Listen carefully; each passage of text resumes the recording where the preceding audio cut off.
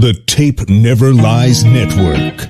The tape never lies. Tape never lies. Starts now.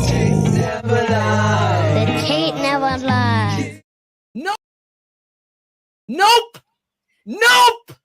Draft Dr. Phil and the smartest man. Keeping it 100. Keep it 100. So chase greatness and start understanding that he's gonna make everybody better. Tape never lies. I don't want to see your tape breakdowns if you cannot show me things that are negative about a guy that's on your current team. Hashtag chase greatness. Hashtag take that. Keep it 100. Because I'll make this one more time clear. Caden Whitlow, cut it. Keeping it 100. He is the best quarterback I have ever scouted on tape. The Chicago Bears select. Guess who's back? The two dudes that kept it real. Dynamic duo that you love, the smartest man at Dr. Phil. Breaking down the film, never a problem, kick it straight. Most shows focus on stats, we focus on the tape. We keep it in 100, never running east or west. We coming with that truth, cause that's what our fans expect. Cut off the fake and anchor, moving forward to be free. But don't you worry, Shane's got the dumbest tweets. It ain't no secret, Phil and Shane got some haters. But now they're moused up like the true and now and latest. Debaters, straws get kicked like Coach Tabor. Cuts had to be made, we added a barber moderator. Up and down, boys got you double checking. Sad sack strolling like a fool drunk texting. Flexing on the truth cause you know they'll never change. Real, recognize real, that's what you get with Phil and Shane. Give me some fucking names. We have two fucking games. Fuck a play or a captain, all of the up there. The tape never lies, the truth you see. We laugh, we analyze, so there's no babies like Maybelline. Straight to the truth with acumen and facts. We got a stat nerd, but he's not just giving nerd stats. Car crash, big impact like trip sack. Every Wednesday night you got the smartest man Phil back. Now we know you're smiling like a fat kid with fun dip. We're back better than ever and we keeping it 100. Keep it 100. Draft Dr. Phil and the smartest Keeping it man. 100. Keeping it 100.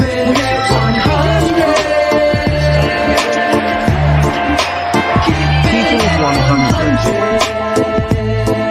Draft Dr. Phil and the smartest Keeping it 100. Keeping it 100. Down there. I don't know if that right foot actually touched the ground. Keep it 100. Keeping it 100. Yeah, exactly.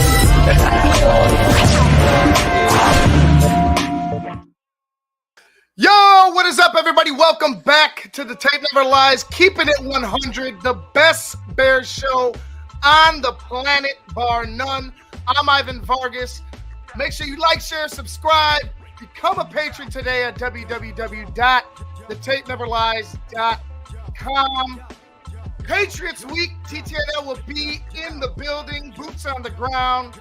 We'll have, majority of the team with us, but it will be a fun time. But let me go ahead and bring in the dynamic duo, Draft Dr. Phil and the smartest man, Shane Marsaw. What's up, boys? Welcome to the right room, Mr. Atoshin. I know. I'm like, where is everybody? I looked out and another he's one. like, you guys good? You here? And I'm like, we're rolling, bro. You must be in the wrong broadcast. The puppy got one of my headsets. Oh, shit. Oh, nice. Dead, man. I blame Tate. I don't know if you can I saw get that another one. You should be able to do the ear cups. Is that what it is? Yeah. Yeah. Go right on Amazon. Let me see if I can hear out of this. Check. Yeah. 1, 2. Yeah. What does that sound like? More on that later. Yes, we're here live and direct, like Boogie Down Productions. That's right. We're doing it right. Why does that picture look like he's number 10? That's just his jersey is contorted. Yeah. 18, Yep. It's pushed down. He's no Mitch. Blame it all on Mitch. Yeah. Oh, shit. Sorry. The tape never That was my lies. That was a blast from the past. The old shout out song. Shout outs. shout out song. That's a sign. Let's do some shout outs at the end. Right. Start off the show with shout outs. Now we Start end off the show with shout outs. Yeah. Sean Stewart gets a shout out. No Cherie tonight. Cherie feeling under the weather, or I don't know. She's getting Grubhub. I don't know. Maybe Grubhub. Yeah. I guess we should put that in quotation marks. Rub love. Rub love. Oh yeah. See, he knows Kildor. Haven't seen that name before. Seen. What's up, Kildor? Kildor. I can look it up here and see his activity on our channel. That's like one of my favorite options now. Yeah. Oh, you know, yeah. He's got 3 comments. Yo. 5 comments, 6 comments. Yeah. Chrisman getting a shout out. Chris Harrell, Bill Wagner, Lawrence. Caesar always gets a shout out. Lawrence looking kind of like somebody I know. Okay. Oh my God! Don't do that to Lawrence. That's my guy. Scottish Bear gets a shout out. Scottish Bear always gets a shout out. Nick Dub and Corn Plant. Yep, Corn yep. Planter. Love Corn Planter. What would we do without corn being planted? That's right. That Corn would be free. that would be an Iowa NFL team. Corn Planter, like Green Bay as the Packers. Remember this guy? Swanky? Oh my God. He's back. I know we blocked his ass. Swanky. I know we blocked his ass at one point. He must have created a new account. Let him Swanky. back in. See how We he did. does a couple weeks.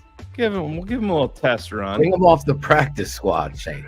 No, he's in the CFL until otherwise noted. But yeah. No trades, Shane. You just trade a running back away.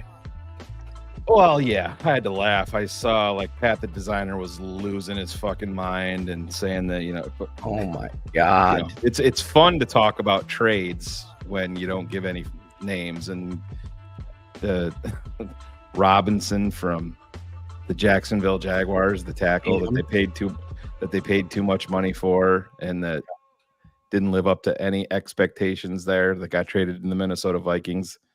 It's Pat wanted him. he wanted anybody, just anybody. Bring anybody in, put the fucking beard strap on and let's go play fucking ball. Can we get Pat the designer on the show? I'd love to have Pat on. I would. Toe to toe with Pat. I lost a lot of respect for you, Pat, when you tried to pretend like you don't know who the fuck we are, but did a whole show about us. We were in the title. We were in the title of your show. That's when you're a pretender, you're not a contender. Like You gotta add the Y. Truth speaks. You gotta add Speak. the Y. Don't forget that gotta one. add the why. Like, why did Pat Designer lie? When that was pointed out to me, then I lose respect for you. We can joke about your football takes and acumen. We can have a debate, but then I don't pretend like I don't know who you are. And we know who Pat is. It's fine, but give me a break. Give me a break with the who dat when we're literally in a title of one of your shows. Exactly. So it's fine. It's fine. I don't know Pat. He's a great guy, but he's flip-flopped many times. It would be better if our team was better, and then us and Pat and everybody would be more excited and not nauseated by the same old Bears doing the same old thing over and over again. Getting punched in the nuts and wondering why it hurts, and let's just rinse and repeat. And our hiring process is all fucked up. We hire things out of order. We stay with things too long. We talked about this leading up to the draft last year. Yeah. We begged the Bears, fire Eberflus. Right. It's all over we don't do what Swifty does and delete shows from the past. These other guys, they're all there. So yeah, we can take shots at Phil and Shane for past takes because we don't hide them. Because I could say, you know what, I was wrong about so and so or this. I don't have any problem being wrong. I'm not going to scrub our shows and delete them with hot takes that we had. I didn't want Eberflus. I wanted him gone. I've been the first one to tell you this shit. There's more to being a head coach than a good play caller. Shane, you talked about it last week when we were talking about the guy from the Lions that everybody wants to fall in love with because he liked the Bears. Well, there's a lot to like about the Bears except for the coach and the staff.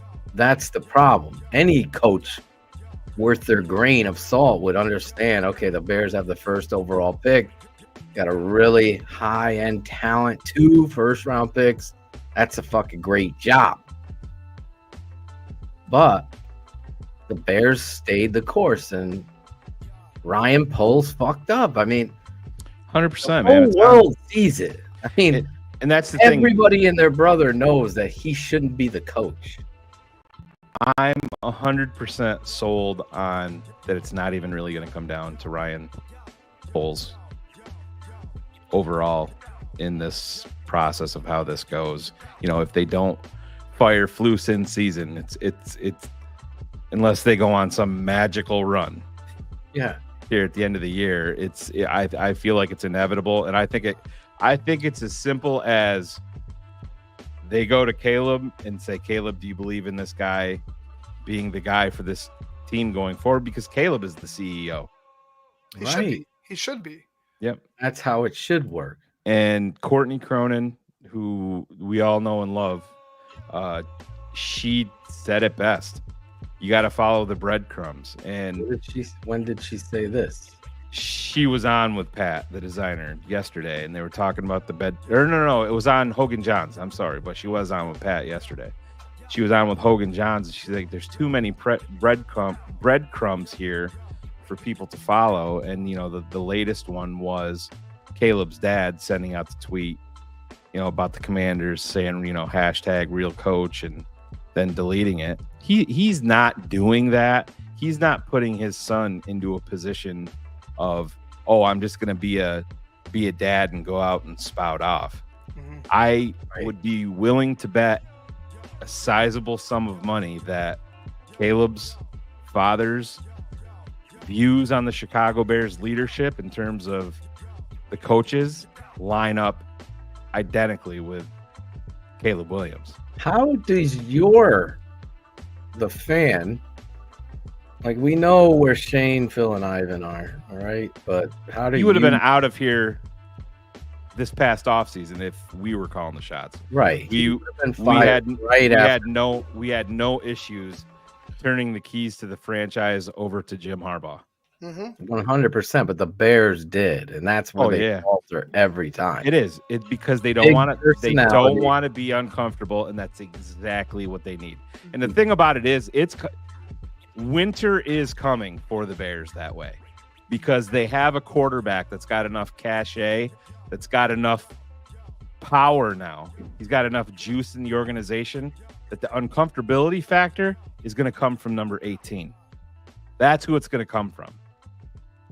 He's going to get that's where it's going to come from. It should have come last year because you would have had the best of both worlds, in my opinion. I want to say, go ahead, Phil. I want to say this because I was listening to Hoodie and Cap this morning, Cap and Hoodie, and for the first time in a long time, Hoodie, I didn't agree with you. I think you have to move on from Eberflus and send the message.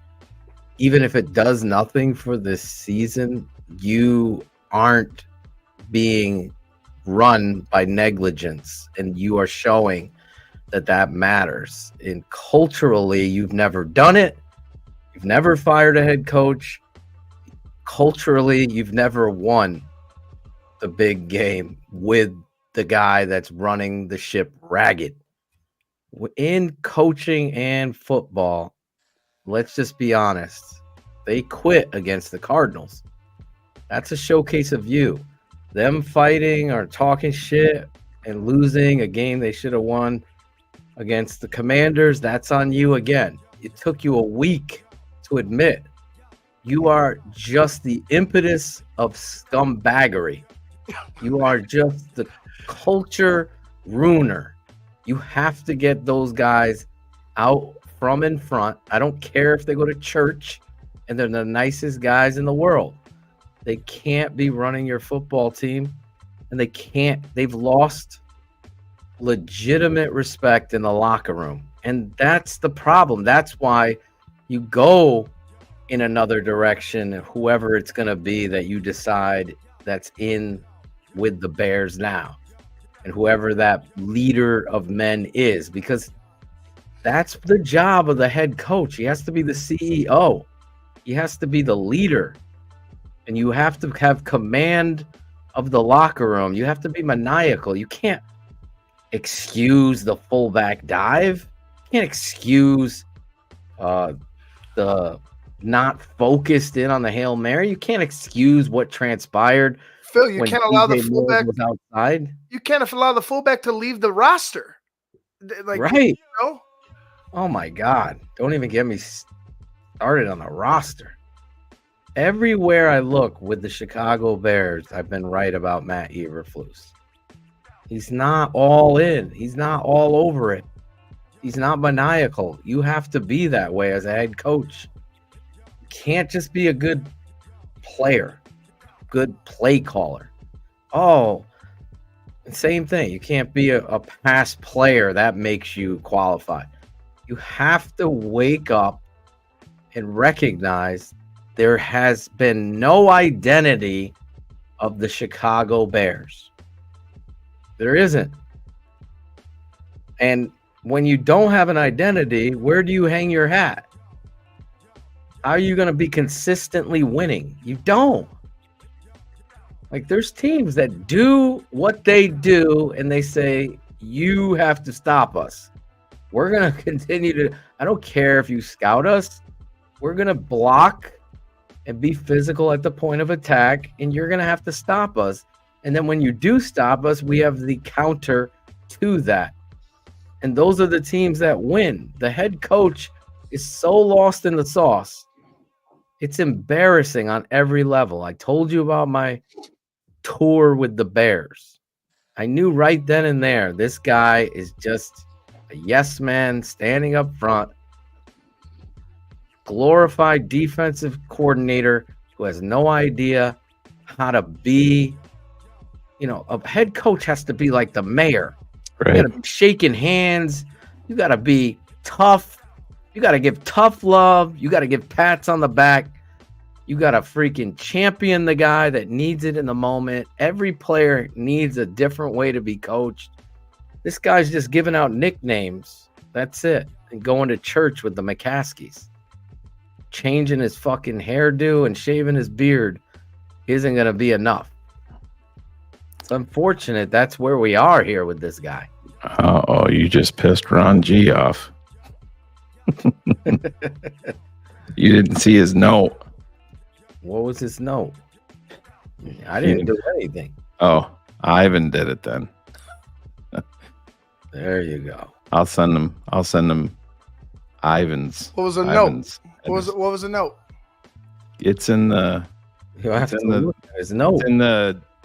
I was on the football field helping. Ivan might not have gotten it. It was on Facebook Messenger in the network. Oh, yeah.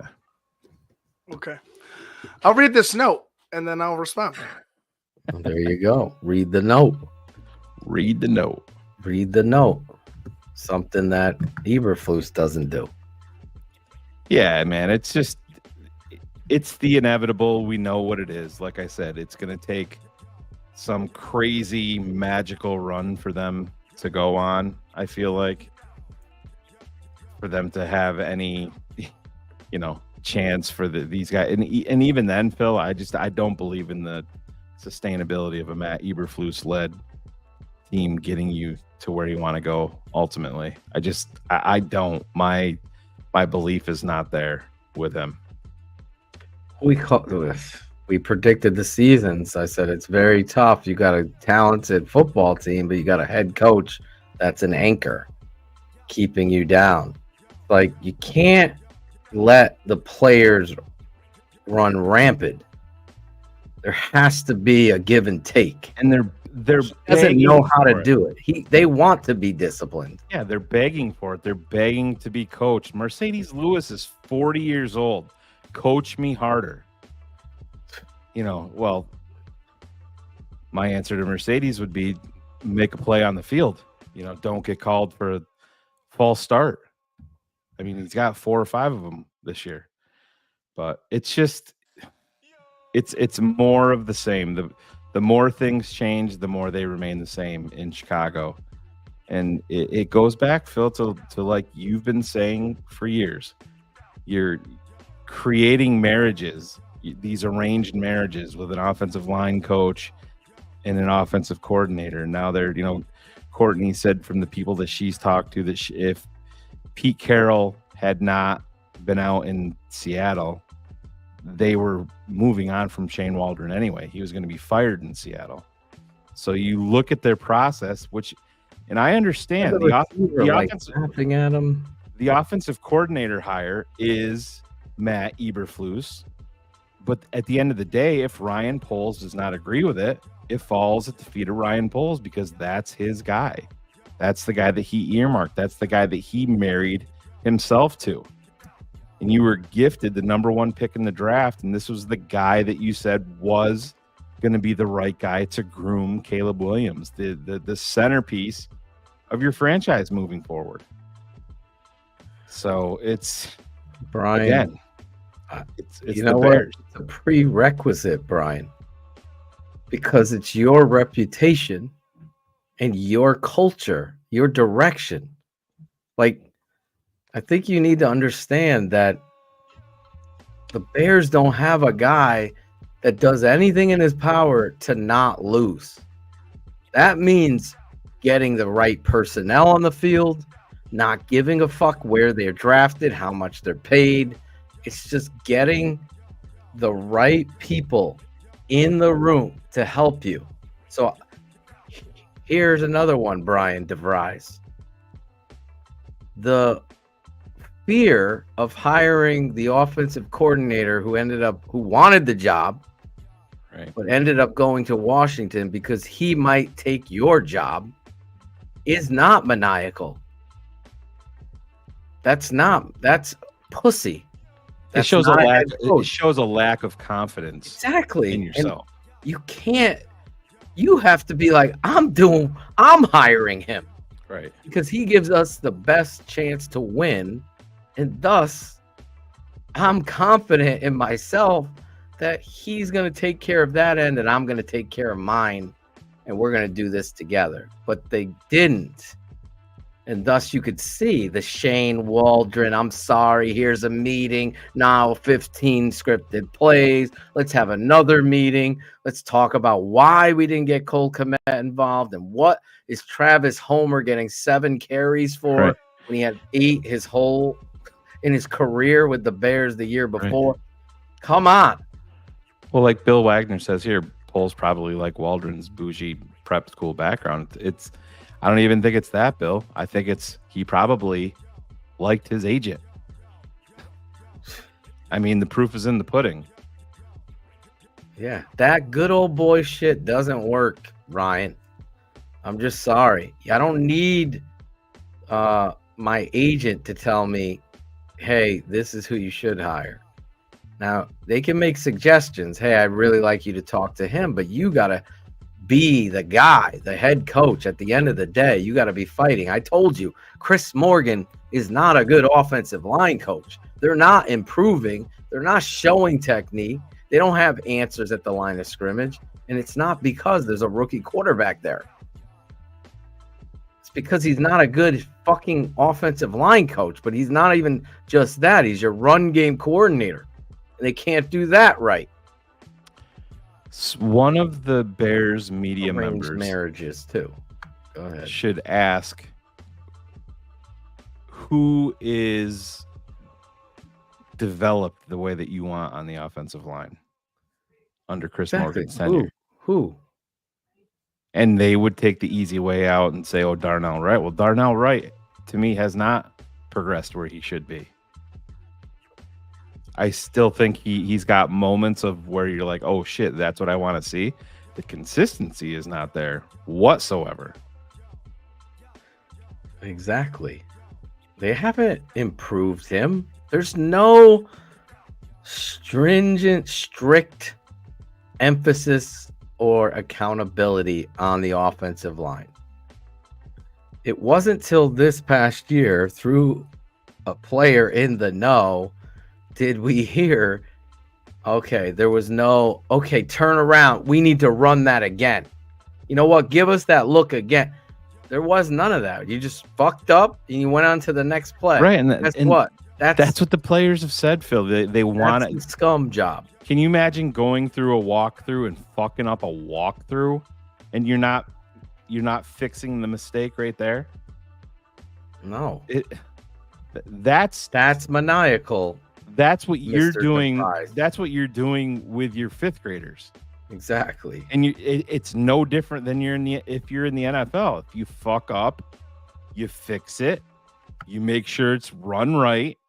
It's just like, I mean, there's so many issues, Phil, going through the tape and watching it. And I'm not going to sit here and throw blame at everybody but the quarterback. If I was to pick a bear down, I would pick Caleb this week for my bear down, because there was a lot of throws there that Caleb could have made. He didn't make.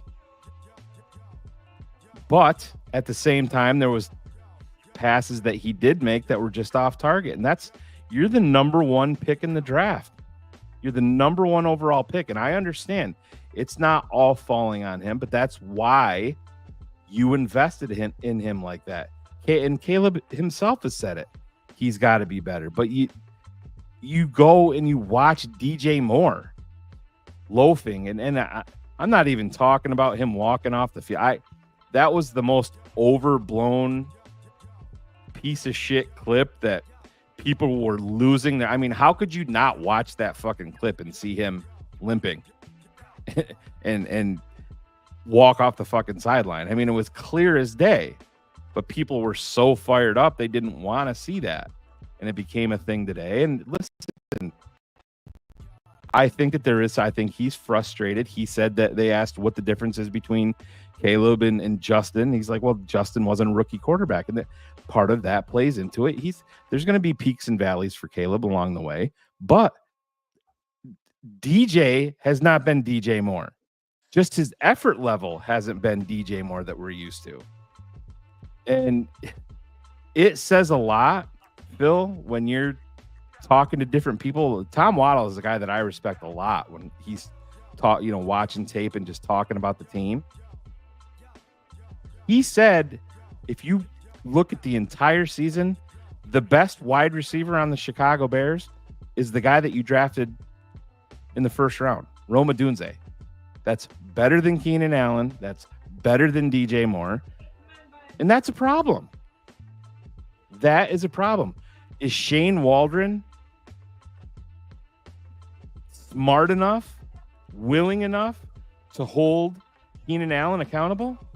No. To hold DJ Moore accountable? No, he's not. And that is why he should be gone.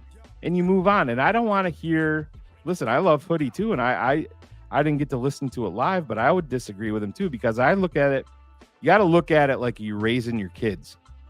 If your son or your daughter is in school and they're having a problem with the teacher, are you going to say, hey, listen, the school year's going on, everybody's busy, let's just wait till school's out, we'll figure this out?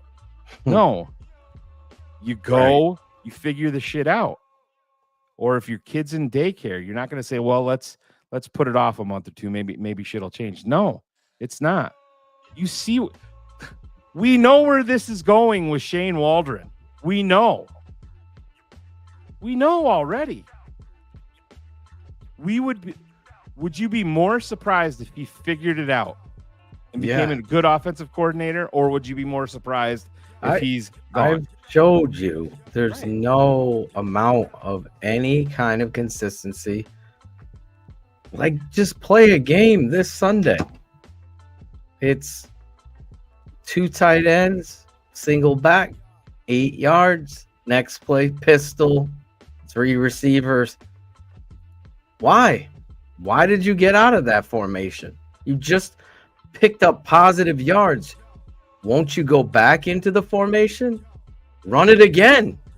Have you seen him run 2 plays twice? Yeah. Quarterback sneak. Quarterback. Yeah. On 2nd and 3rd down with the Jesus That's Christ. the only time you've ever seen him run the same play twice. That has worked. And it didn't work because it's dumb to run quarterback draw twice. But if you're running downhill with Swift, and you go all the way back to Lovey in the Super Bowl, not recognizing that the hot hand was Thomas Jones. These coaches think they want to outsmart everybody. No. Pound people and make them stop you. We're telling you, Ace. We would have fired Flus, just like we said. The coaching Everything staff else would have there. been gone. You had the Coach was in the way. You were holding the golden ticket. You had the number 1 pick in the draft, and you had the coaching candidate of your dreams. The I feel Jim is Harbaugh. is he a quirky dude? Fuck yeah. Is he odd? Fuck yeah. And that is exactly what they need at Hallis Hall. Do you think that they would be making the mistakes that they are now? No, they would not Do you be. think they would have had soft knocks? Nope. No, they wouldn't. Do you think they'd have a coaches or a show of any kind that had anything to do with anything other than football and the pride of linemen? No. All this would be about would be running the football and help Caleb get great.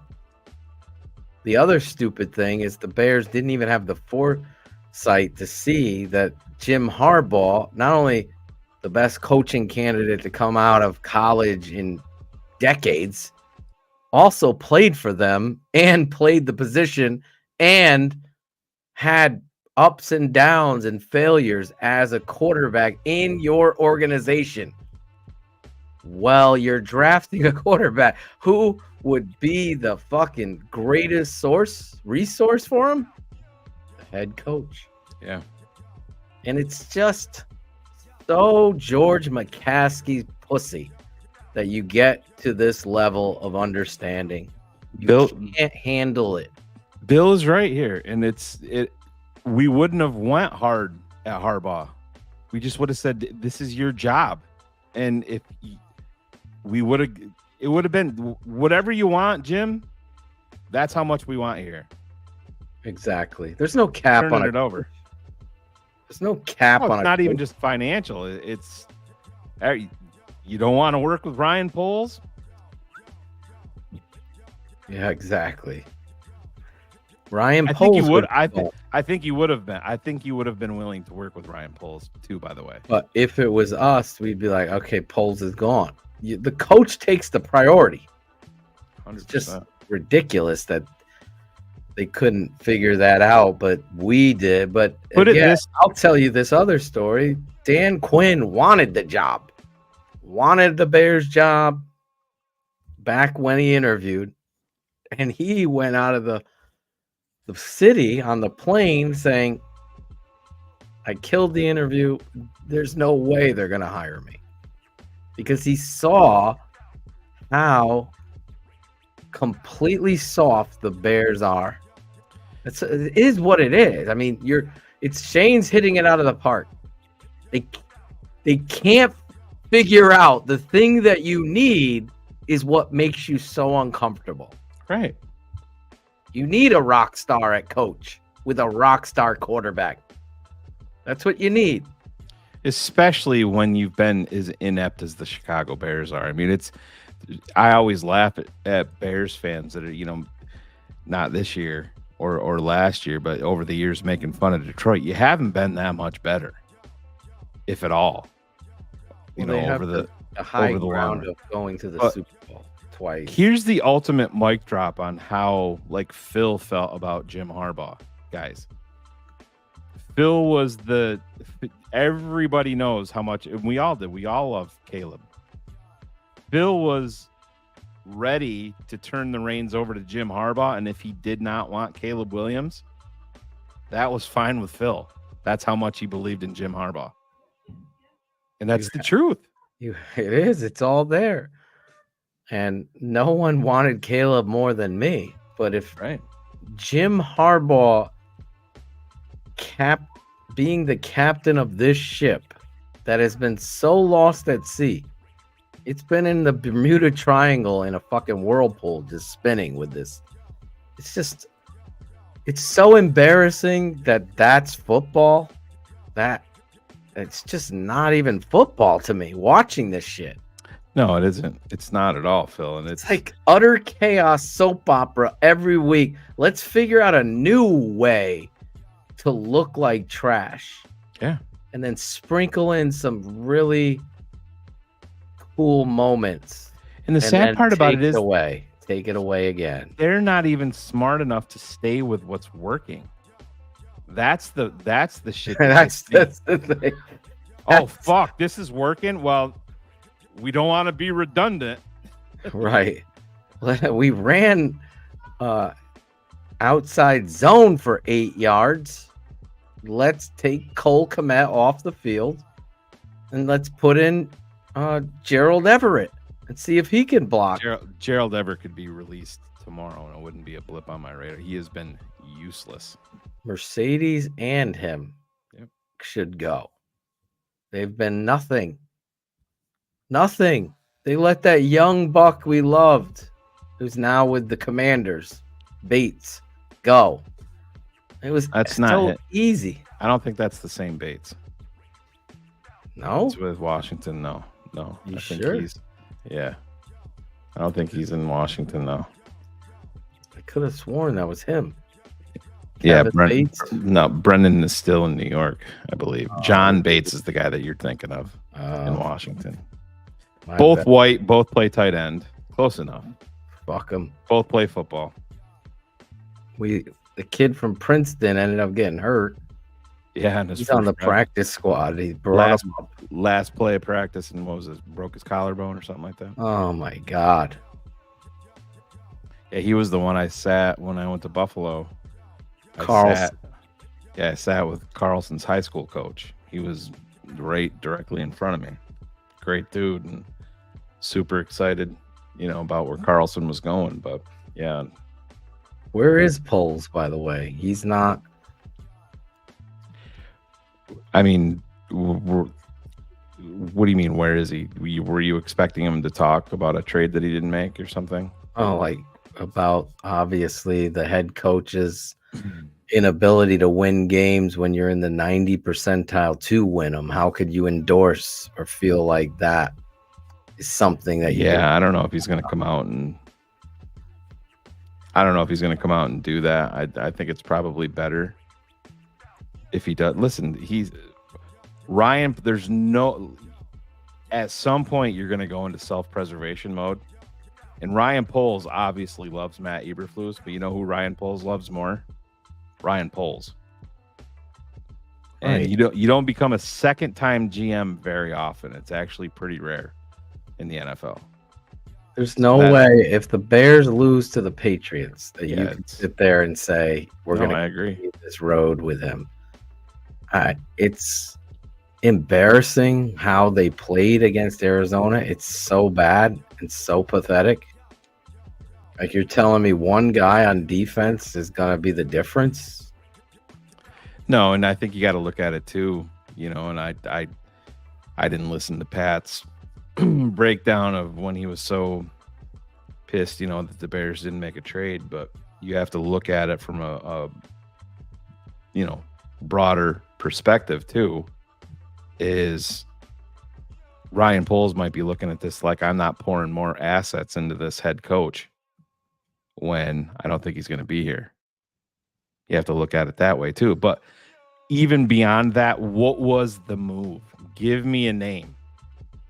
That is more important. Who was the name out there that was going to change your trajectory? It's not that name. It doesn't exist. The only guy would be Scherf, but he's older. But you need some linemen here. Like, what's the fucking Nate Davis story? You've kept that. Well, There's they might no be accountability there. He might be starting Sunday, man. Let's be honest. A guy that hates you. Darnell Wright is out. Who's gonna play right tackle? Curran? No, he's out, dude. He's not even Not practicing. Curran. I'm talking about what's his It name? would be Seattle? Pryor. I think you'd push out to right tackle and you Oh, put Nate Davis at Curran? right guard. Curran? What's the dude's name? We signed? Jake Curran? Curran, that's it. Yeah, I don't think you're gonna. Fucking Larry It's gonna be Borum playing Larry left Borum, back Tevin Jenkins, Coleman Shelton, Nate Davis, and Matt Pryor. I think and that'll throw be your the ball offensive line. 48 times. Right, exactly. You come in with the plan and you attack, you run the ball and you attack off action and you chip and protect these tackles. These coaches just infuriate me. Like, do you understand that the edge of Jake Curran and Larry Borum is as sharp as a fucking bull's ass? Like, what are we doing? It's the same thing when they brought Amagaji in, and he's a rookie that had been out of football for months. And then they don't chip for him. Let's just Right. let it go, see what he could do, and create negative plays. Little problem there, Josu. The trade deadline is over, and Kenyon Green is out for the season for Houston. So, yeah, it is. There's no move out there to be. I mean, other than it's a pure depth move where you're probably going to be overpaying for depth, and I understand it. Listen, they fucked up in the offseason. Ryan Poles, Ian Cunningham, all of these guys did. We have the best depth, they said. Yeah. Wasn't that his comment? Their starters, a lot of their starters are depth. That's the fucking problem. Hold on. I want to see who they have offensive line. I hate their website. For what? What are you trying to look up? Oh, you mean on their roster? Yeah, I want to see who they have. Let's see. Amagaji, Borum, Davis, Tevin, Braxton, Douglas Kramer, Matt Pryor, Coleman Shelton, Darnell Wright. Yep. That's it. On the practice squad. Well, and Ryan Bates is in the window, and he was at full participation today too. So was he? Yeah, you're gonna have him back. Obviously, Bill. Theo Benedict is back. I thought he was on IR. He is on the practice squad. So Yeah, on the practice squad, back. offensive line, yeah, Chris Benedict. Glazer from Virginia. Yep, Chris Glazer. Yep. They brought back our guy Darrington Evans, TTNL favorite. Yep. Austin Today. Pleasance. Yeah, he looks the part. 6'7", 328. But yeah, beyond that, it's they. Now you know Ryan why. Bates is gonna go play right guard. Curran or Pryor goes the right tackle. That's what they're gonna do. Oh, I think they'll push Pryor out before they put Curran out there. Well, Curran started some games for the Seahawks, right? If I remember. Yeah, but I think that they're. I mean, I'm not a Borum guy, but I think that they'll end up putting him out there again versus New England. That's what I feel. I think it's going to be Borum, Jenkins, Shelton, Bates or Davis, and Pryor on the outside. Remember how you got these weekly updated Brad Biggs guys that are in for tryouts? Yeah, it's on Tuesdays. I tried. That's the off days for Do the we players. have any fucking? There hasn't been a lot of roster shuffling for the Bears. Yeah, I haven't. I mean, who's out there as a free agent offensive lineman? Like a veteran that can come in here and help out. David Bakhtiari. Uh, Yeah, he could. I mean, he's an upgrade to Borum.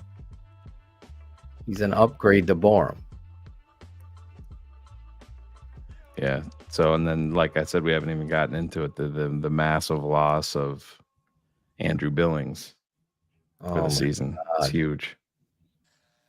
DJ Humphries, Corey Lindsley. I think he retired though.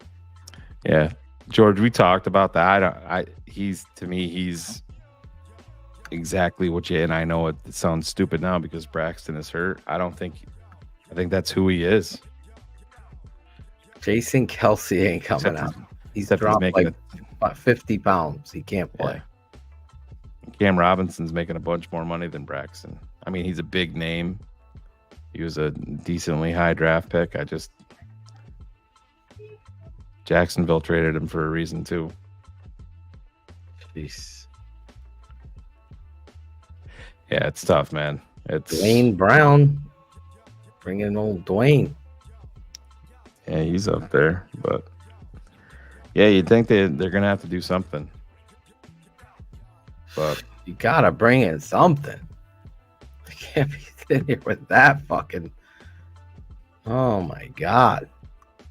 Yeah, you're teetering on the brink of just saying. And you have a rookie quarterback. Well, that's the thing. You gotta get some veterans in here that have fucking. If you had a 5 or 6 year starter out there, you might say, hey, let's just see what we have in Curran a little bit more because we know we got a savvy vet back there. But it's all part of it. And unfortunately, the way that all of this comes with is if you and I are talking about how bad the offensive line is, there's going to be a bunch of mouth breathing idiots out there saying, oh, well, this dude was generational. Nope. Never said he was generational. It's not that. Did we say that he was going to have bumps in the road? Yep, sure did.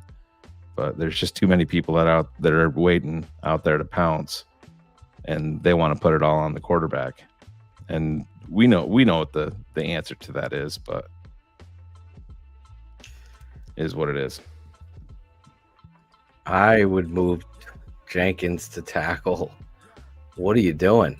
Like, Borum is not even in the same stratosphere athletically. That would be a smart move, and then you get an answer there. And then put Bates at left guard. Then Davis at right guard, and Shelton and Pryor on the outside. That's it. It's a better option than what you're going with. Yeah, I don't love the option of Larry Borum cannot play guard either. Borum is a better right tackle than guard or left tackle. Yeah, it sucks, man. But like I said, a lot's going to come out of this game if they go out and fall flat at home. The old home crowd, and I'm going to be in that crowd. I'll be leading the charge.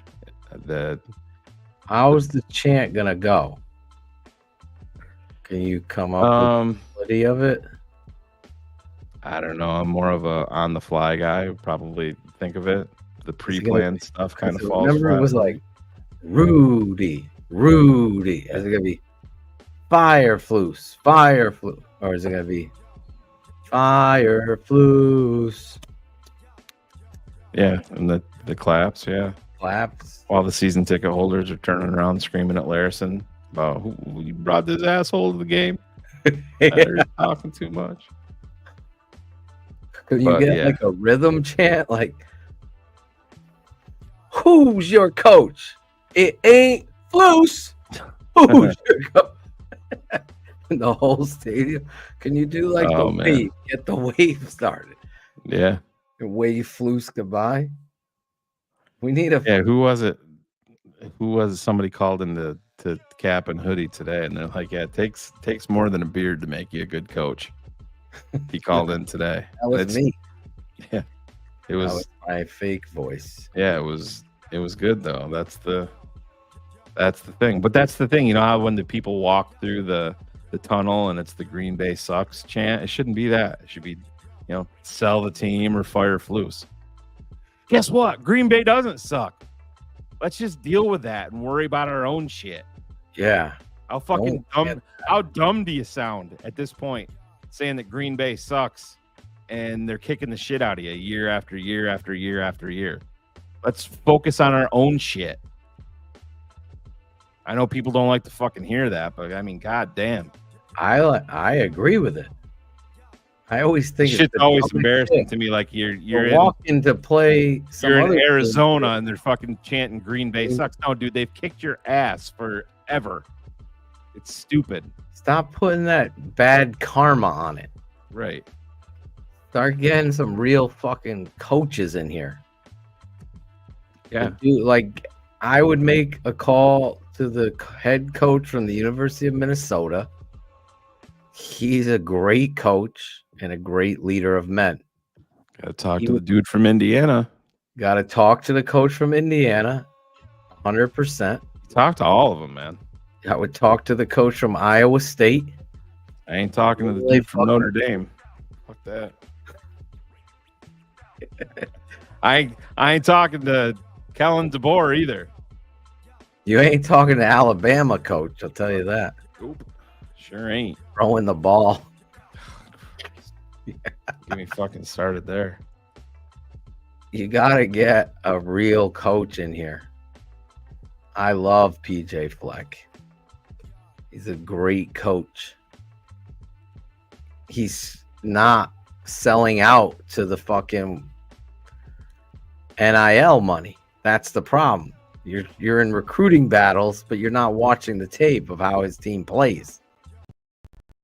He's got 2-star players out there. Listen, I love Brian Flores. I love him too. There is not a ghost chance in hell I'm giving him the fucking reins to figure it out with Caleb Williams. You cannot fucking do it. You can't. There's no fucking way you can. Are you bringing in Dave Tobe for an interview? Nope. No. It's just listen, and I don't know Dave Tobe. Dave Tobe hasn't been hired. What everybody says is he hasn't been hired because they haven't been impressed with who he's going to be connected with on his staff. It's just like the guy that's bounced around the quote unquote OC that Andy Reid had for so long. What's his name that everybody talks about with every single, and now he's in college. Fucking, oh my God. I just somebody in the chat will have running back.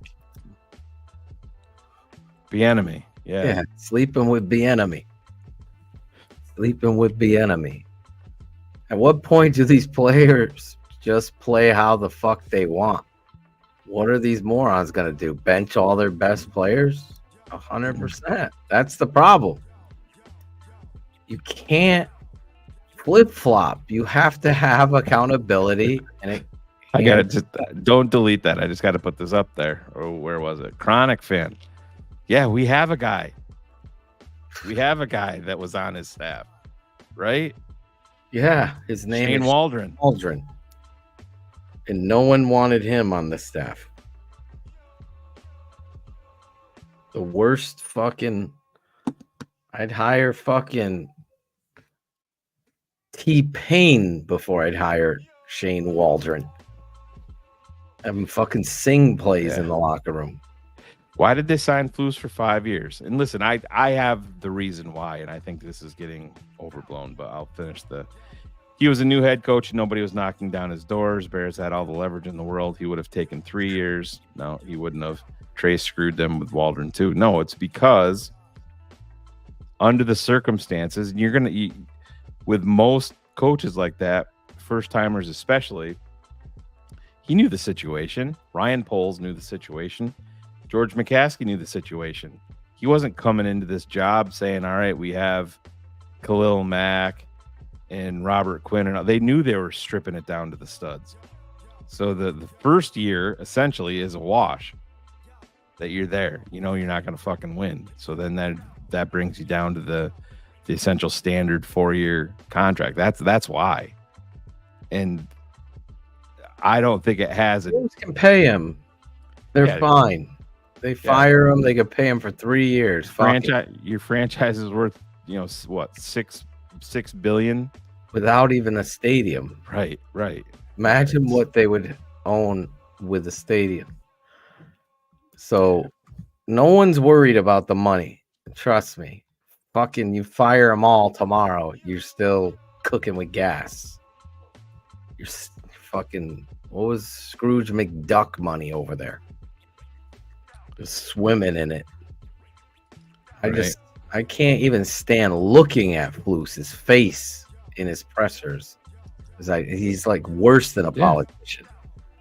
A football coach shouldn't be a politician. If that's the Bears and that's the culture and that's the prerequisite to getting the job, then the Bears ownership is the problem.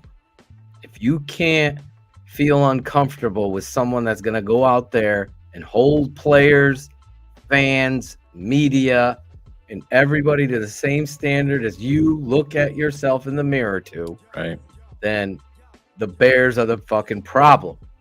We all know George and Ted and all the fucking acronyms and all the fucking names and words they use for the corporate world. The corporate Bears have been run like a shitty corporate, almost like Scranton fucking paper company. Just wait till they launch Fluce and keep Chris Morgan for the new head coach. Oh my God. It's so bad. Just like this, like Stingray brought up a guy, Jim Caldwell, but he's 70 years old. I just, if he's some sort of a consultant, I don't think you can. I think 70 years old is.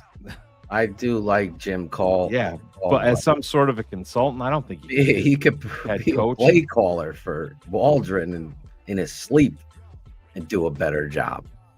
He's talking about offensive coordinator. I don't think you can hire him as the head coach right now. But I mean, he's a huge upgrade to Eberflus. Dan Quinn would have been a huge upgrade to what you have here. We all know the Harbaugh thing. And it's not hindsight. It's just the reality of football. I mean, you can see a well-coached team. Right. Well, in this position to be successful every opportunity. Somebody asked about Saban. Saban's 3 or 4 years older than Caldwell, by the way. But like James, and this is the biggest myth ever. He proved his NFL skills. Yeah, do you know why? Guess who the quarterback that he wanted in Miami? Drew Brees. Drew Brees wanted to be there.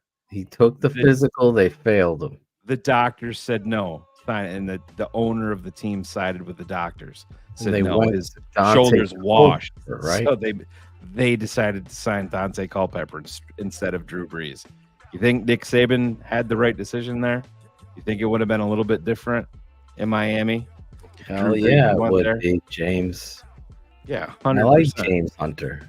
Oh no, I'm just saying, but there's that myth. I agree with you. Myth out there that he flamed out of the NFL. You got to clear that up. Stephen W.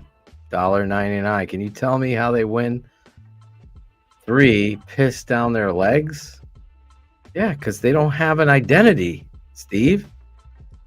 If you are hung over on the loss of the Hail Mary, Fail Mary, whatever we're calling it, and you could see it, that was just the curtain being pulled for the Wizard of Oz. Because Eberflus has been a fucking fraud since he's been here. He's not the guy. You're just delaying the inevitable. And if you're the same nerds that go, well, the McCaskies have never done it. Well, expect them to do something different. It's the whole definition of lunacy. Look at this guy. There's our guy. Bring him up. The real 32. Got to bring him back on the show. Lemieux. What was his catchphrase again? Why am I blanking on it? Oh my god, I just had it too. Again. Put it in the chat. Put it in the chat, Lemieux. He always says it right before. Yeah. He always says it on a post too. The heck is it? I can't remember. He'll Well, put it in there. These teams always go out of their way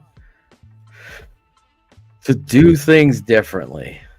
Look at the Raiders. They hired Luke Getsy. We knew what Luke Getsy was. I told you what he was. And what happened? Luke Getsy gets fired. Dennis Allen, fired. Right? You can't sit on your hands and Derek Carr's gotten him fired twice. you can't sit on your hands and completely allow yourself to look as pathetic as the Bears. They're a punchline. It's embarrassing. We know they fucked up passing on Harbaugh. They didn't pass on him. They didn't even consider him. That's the negligence. Was it already negligence? Was that what it was? Already? Already. That's it. Already. Lemieux. One of my favorite Bears all time. Lemieux Stinson. Out of Texas Tech. They had a big win. They beat Iowa State. Yeah. I was watching that game at Buffalo Wild Wings.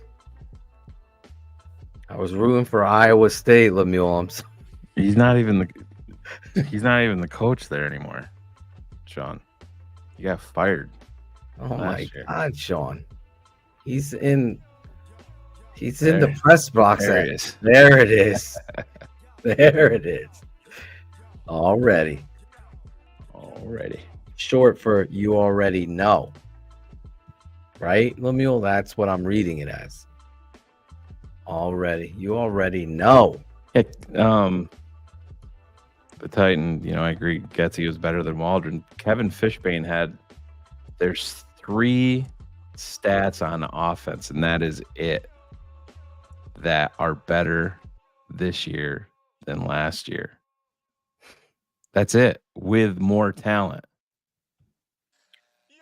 Dude, the fact that you passed on Cliff Kingsbury, a coach, because you were afraid is so fucking George McCaskey. Throwing already on that. It's so fucking why are you so soft? That should be the last thing you're worried about, but it's the first thing when you're hiring. Just look at Lovey. He fired Ron Rivera because he was getting so nervous about Ron's defense. Well, and he was bringing in his close buddy, Bullet Bob Babbage. I'll give a fuck. You don't. No. I take away what's fucking not broken. We talked about Vrabel, and I think he's going to be the next head coach of the Cleveland Browns. That's why I think Stefanski is going to be a guy that's in consideration in Chicago as a head coach or offensive coordinator. Yeah, he's got a raw deal in Cleveland, 100% with the way that everything's going on. He's a good coach. I could see, just watching the Browns, even with Jameis, they're under center.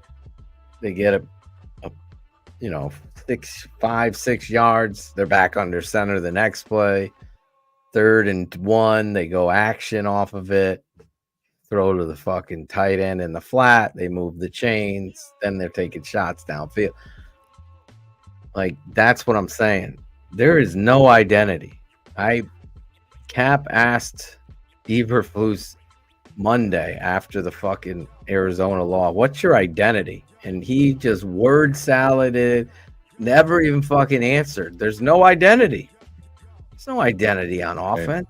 There hasn't been. Well, and that's the thing. And I know you don't want to hear this, Phil, but I would definitely bet a good chunk of money that the next head coach of the Chicago Bears is going to be a offensive minded guy.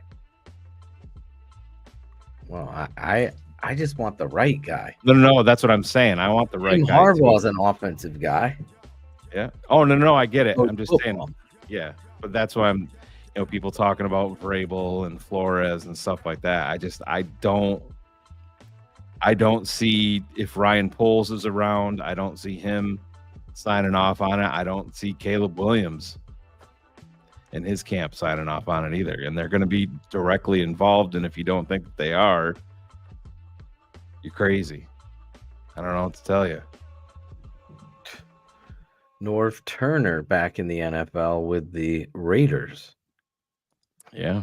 It's back in the NFL. I would totally have hoped that they would have turned the table on Waldron. And you've seen the Bears do this before. It was Matt Nagy calling plays, and then he gave the play calling up to Laser. It was... Who was calling plays before that? Oh, it was oh Jesus. Remember the guy he sold Jay Cutler out or somebody out in Buffalo? He went to Buffalo. They took the play calling from him, went somewhere else. They've never just said all that out of my mind. Yeah. See, you suck as a head coach. You failed. I'm sorry. We're friends, but this is a business. You aren't the head coach material. You're a defensive coordinator. Yeah.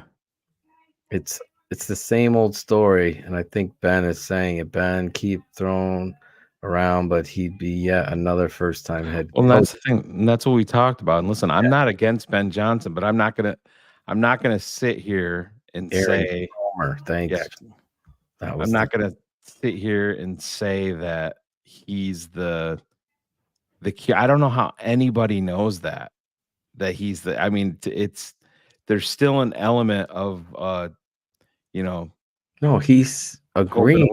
No. I know he is. I'm agreeing with him too. But that's what I'm saying. People are just saying, "Oh, Ben Johnson," because they're intoxicated about what's going on in Detroit. We don't know who he is as a man. We don't know. Yeah, and that's, you can get in here and you can have. Listen, we've been to school, been to college, been at jobs, and there's a lot of smart people involved along the way. Some people can process the information, they just can't get it across to the students, to the employees, to the kids that they're coaching. And I'm not saying that he can't. He obviously is in Detroit, but it's a different set of circumstances when you're not just coaching the offense, when you're the the head football coach. So it's obviously you have to sit down with him, and he's 100% going to be a guy that they're talking to. Totally agree. Of course. And that would be a typical Chicago Bears move. Flavor of the month, hot name. George McCaskey say, "Oh, we're gonna hurt the Lions. He's in division." That whole thing. That's they can't hire a firm either to help them. There should be no Bill Polian, no fucking, what was his name? I just lost it. Fucking Colts, the other Colts GM, the fraud. My uncle called him a fucking fraud. Polian? No, before, not Polian, the other guy. He hired Nagy. He helped hire Nagy and Fox. Accorsi. Ernie Accorsi. You were going way back, early 80s GM of the Colts. Jesus. And Giants, right? Ernie Accorsi. Yeah, he had the two, he had the Elway pick, and then that was the Eli Manning, Phillip Rivers trade. Yep. Hates that guy, Ernie Accorsi. Yeah. But they are people invading you. Like, what are we doing here? You're the fucking charter franchise. Oh, yeah, because you got Ted and George, and they're just fans. They don't know, but they do know we can't have anyone that'll be. He was way off. I'm going to have to fucking block him again, I think. Just used up his last life. The only thing we know is we don't want swearing. We don't want a coach that's yelling at the press. We don't want a coach that's can we talk about the high?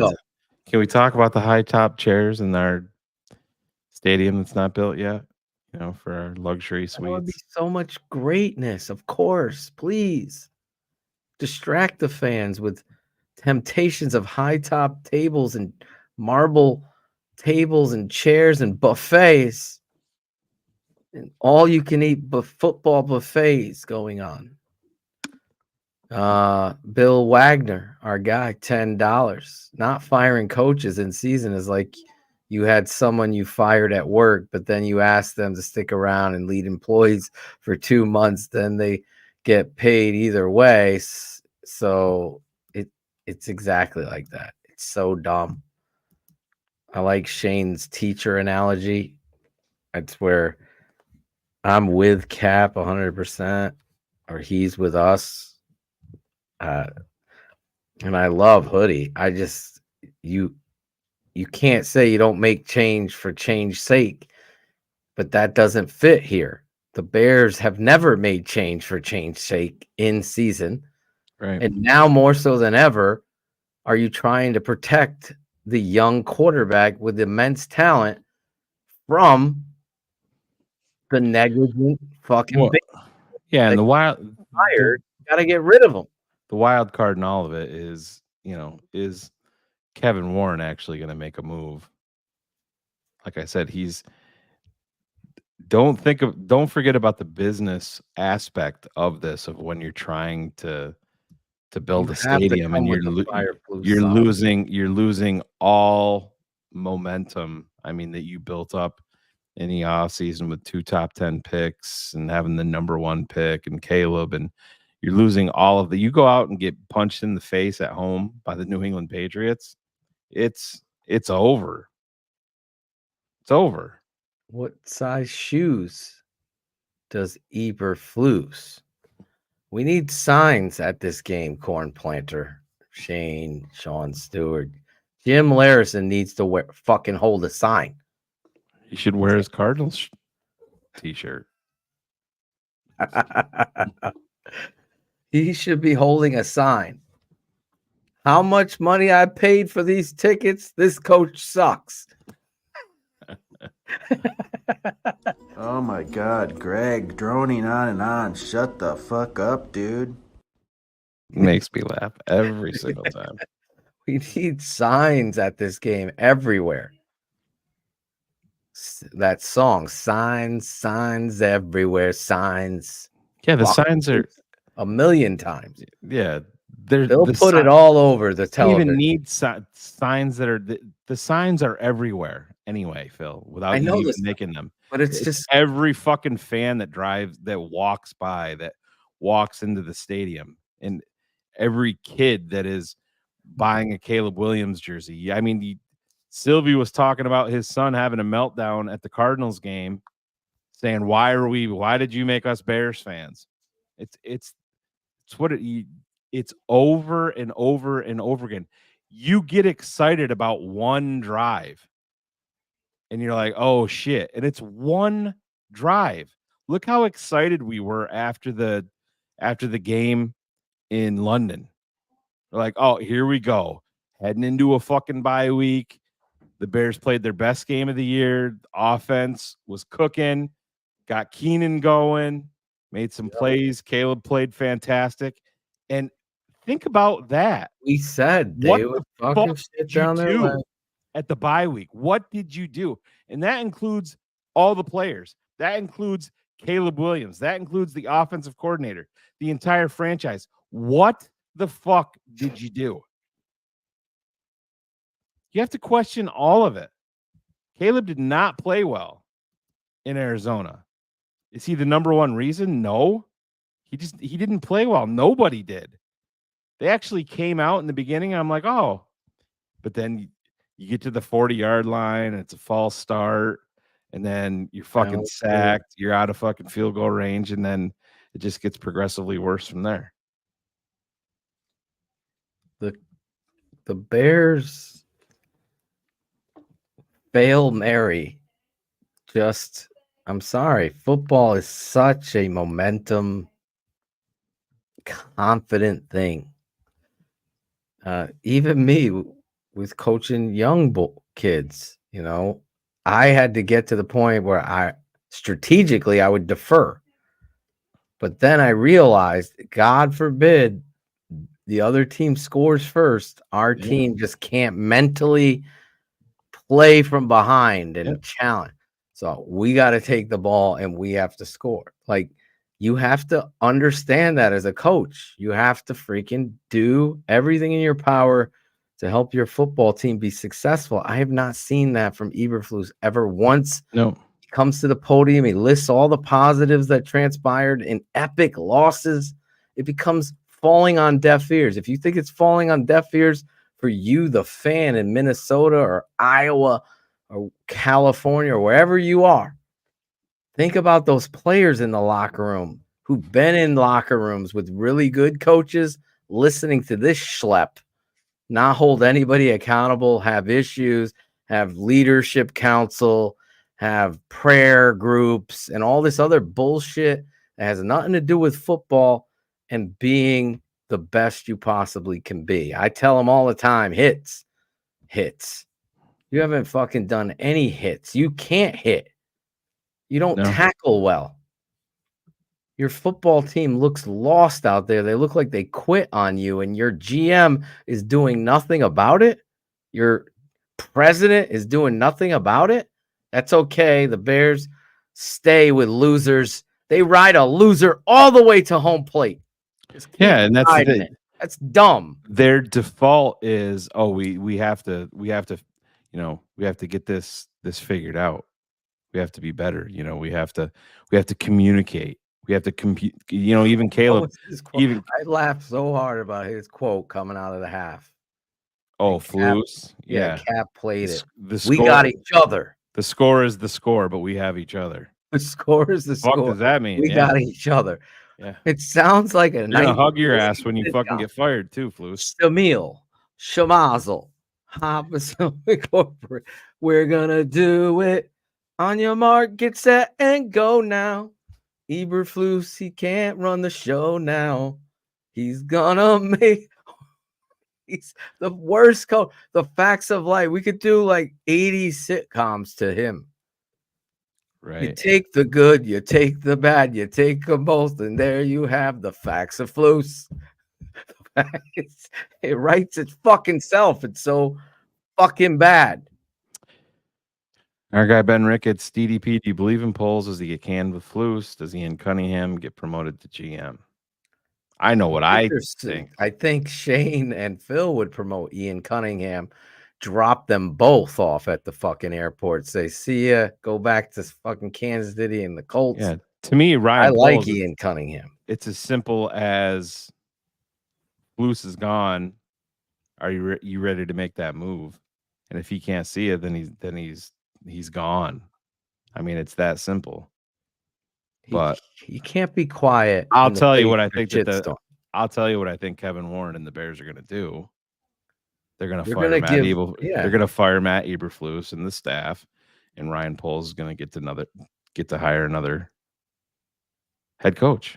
Well, every GM usually gets 2 coaches. And you're probably going to lose. You're going to lose Ian Cunningham along the way, right? Because they don't have the balls to think forward and do the right thing. Their feelings or whatever. They ain't playing chess. No, I'll play fucking 4D chess. Bill's known me long enough. He's like, I didn't even think of that. I think what you have to fucking do. Ian Cunningham, to me, makes me feel a hell of a lot more comfortable assessing, analyzing, and finding the right coach and talent than Ryan Poles. We've been down this. I mean, Ryan Pace projected somebody that was business, corporate world, CEO, reeked of young machismo, and he pissed down his legs and made the dumbest decisions.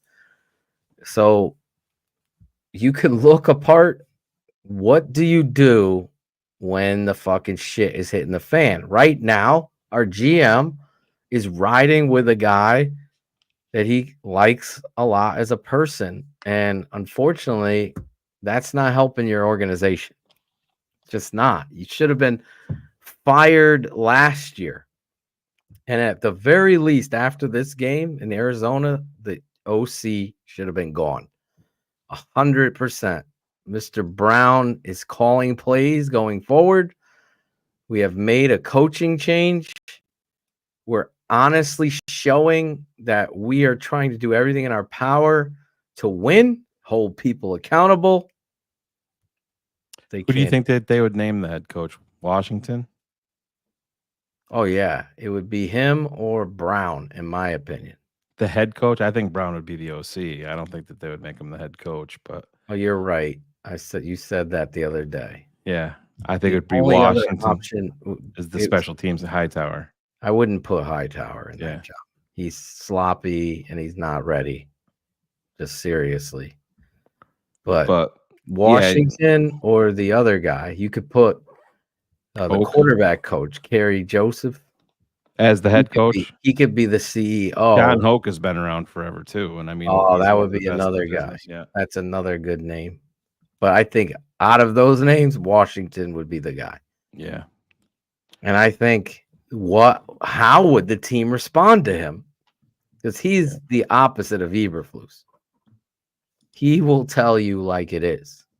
Yeah, and like I said, I know we spent a ton of time on this, and here we are, guys. It's people are asking our thoughts on who the next head coach is. We're so far from who the next head coach is going to be, because the next head coach isn't going to be.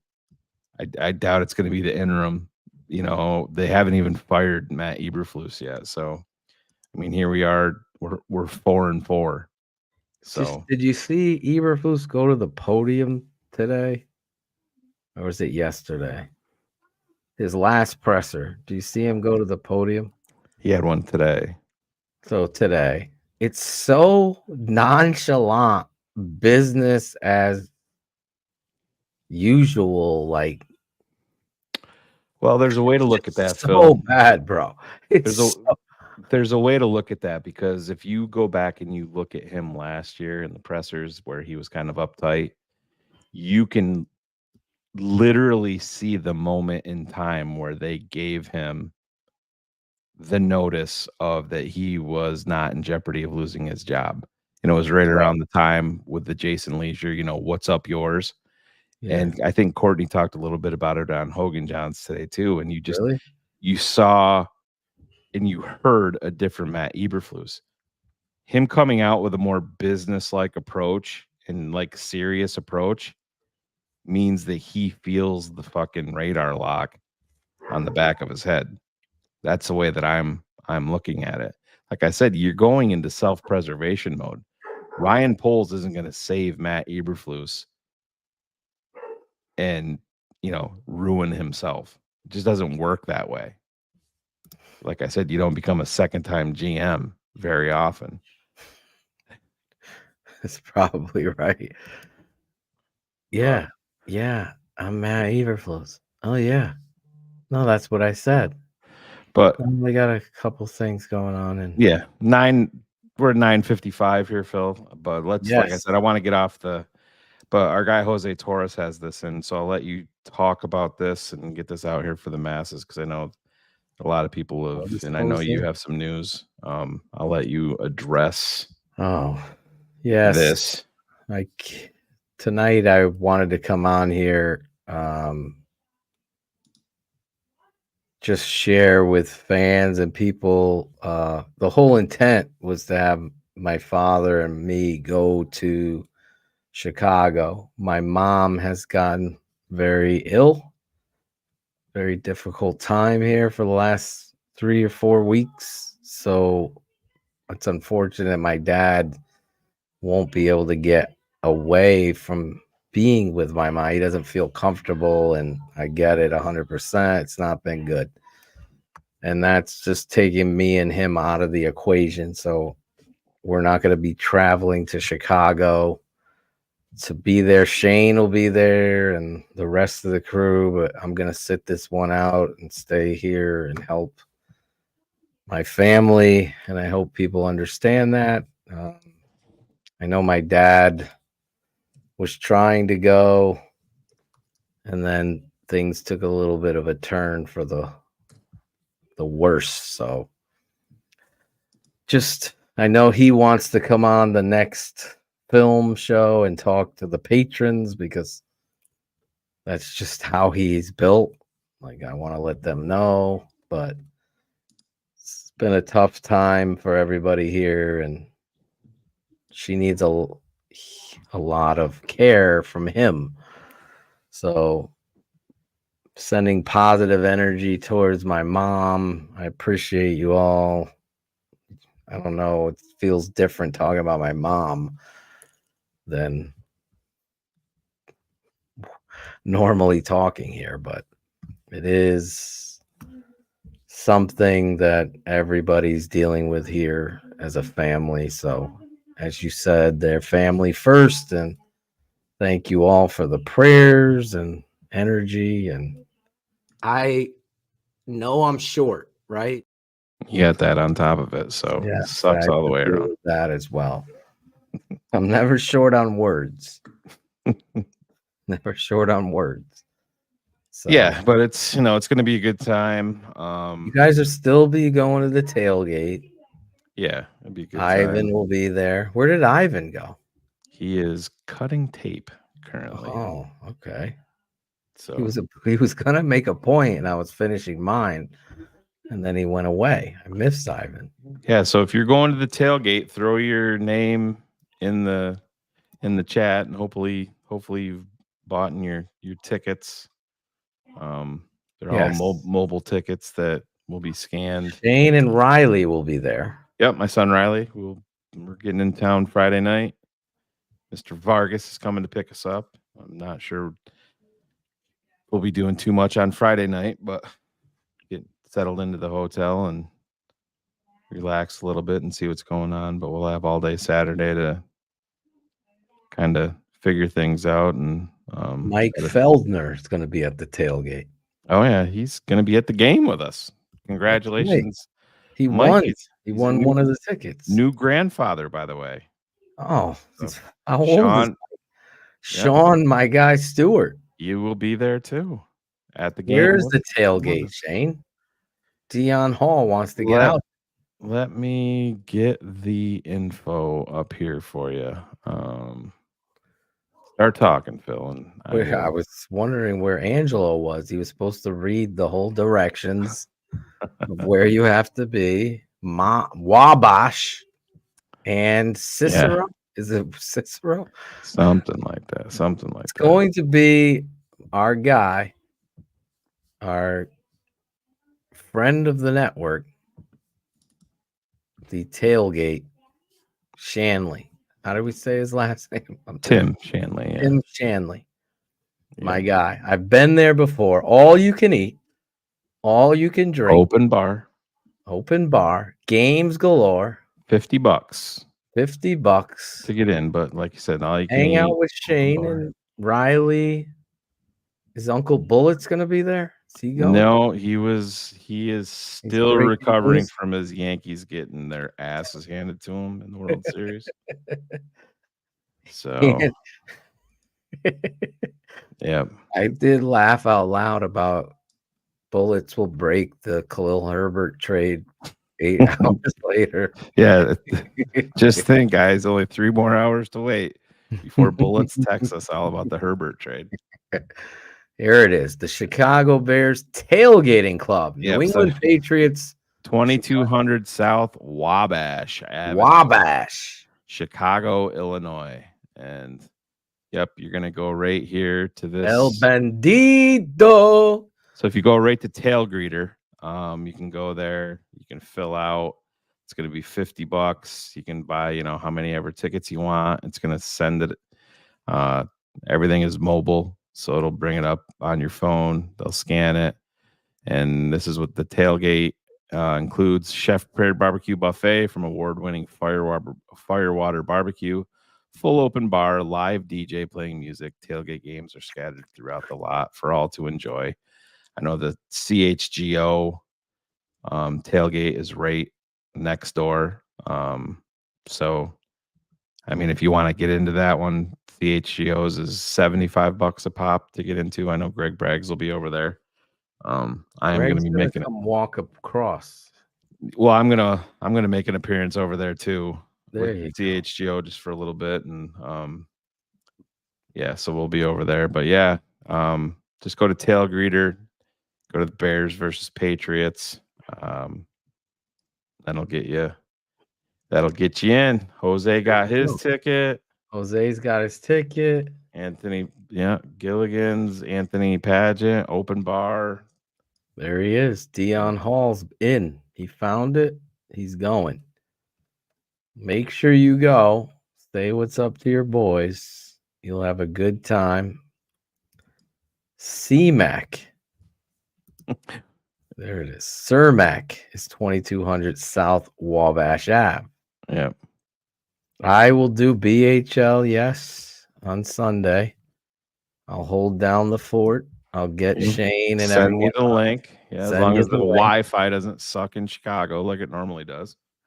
Don't worry, we're not going to try to do a show. Ron G probably would get a satellite dish out there to do it. That fucking guy. TTNL needs a show hosted by Claudio and Jackal. We used to have one. I sent Jackal the link last week. He never.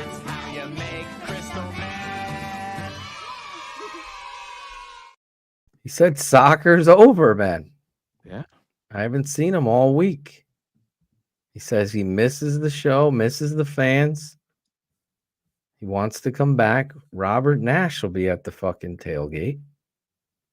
Yeah, I did see that. He put that in the patron chat, I believe. Stop at Chinatown after the game, Shane. What's that? Yes, stop down in Chinatown after the game.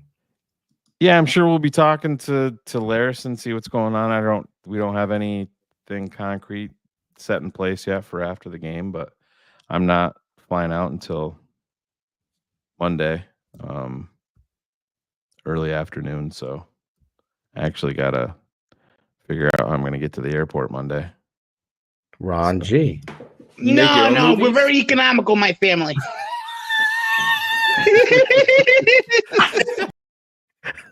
That's why I yelled at Ivan for taking Ron G's background down. I want to piss him off. Don't want Ron pissed off. No. Guy knows people, bro. He does. Yeah. We got a bigger strip. He actually works out by O'Hare. He told me. Ron G could have picked you up. Ron, well, he Ron did picked me up. Yeah, he offered to, but at that point I had already made arrangements. I didn't know he worked out there right next to O'Hare. I'd already talked to Ivan. It's a big step in a relationship. Ivan's like, don't let Ron pick you up. For Christ's sakes, the guy has no idea what good Italian beef is. Get him going. Ron, Ivan says he knows. Yeah, that's where we're flying into, and that's where we're flying out of. Sean, on Monday. I think my flight, or my son's flight and my flight, I think it's around 1 p.m. I think we fly out back to Syracuse, I believe. There you go. Next year, we'll all be out there. Although I think the Bears will end up playing the Giants here in the Meadowlands too next year. I'm actually going to a Notre Dame game in Notre Dame next year. Are you? Yeah, my cousin has season tickets, and Syracuse will be in Notre Dame next year to get bludgeoned by the Irish. And oh boy, he's actually going to be my cousin's going to be at the Notre Dame game this weekend while I'm in Chicago. If Army continues to go undefeated, Notre Dame versus Army at Yankee Stadium, I will be there.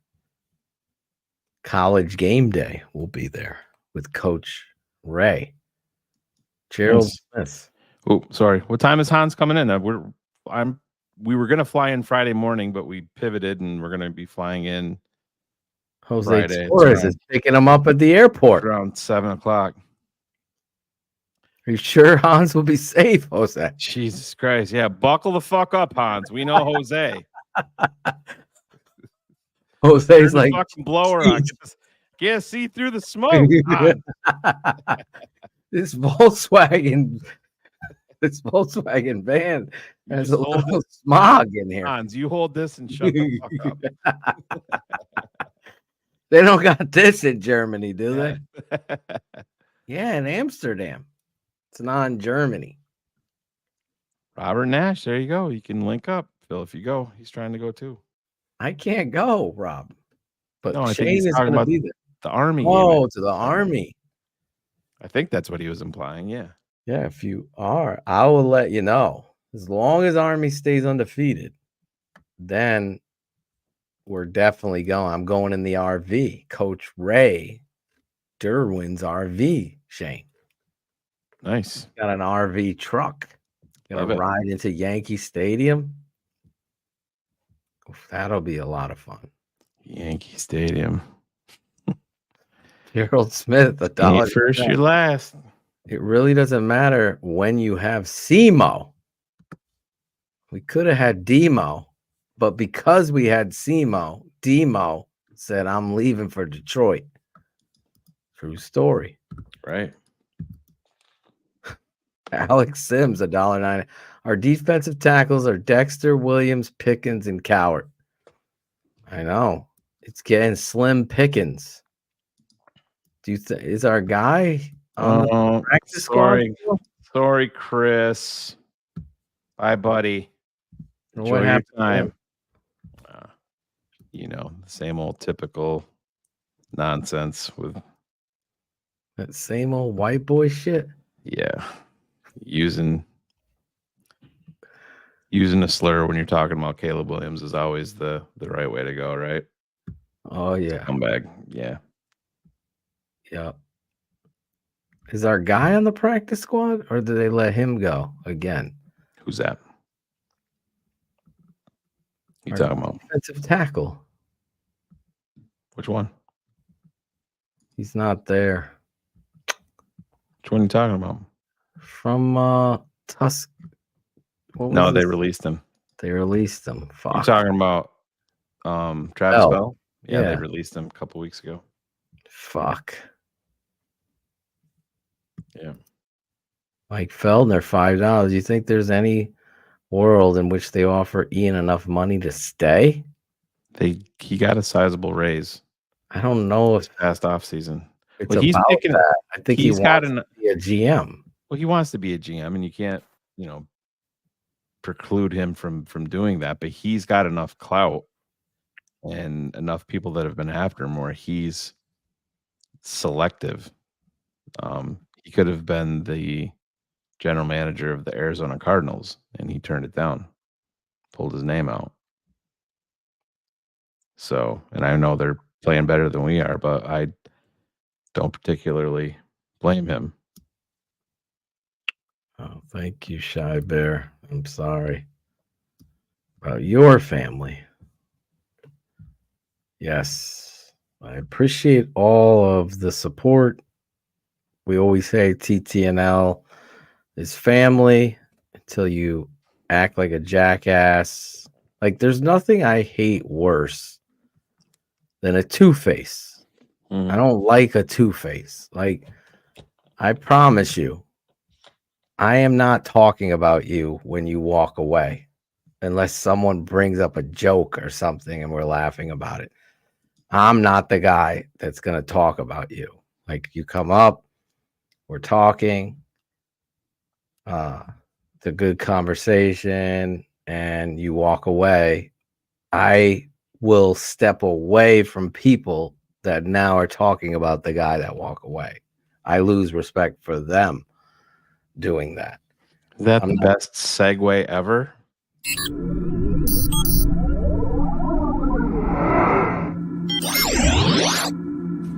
Dumbest tweets of the week. There you go. Do we have? There's the music.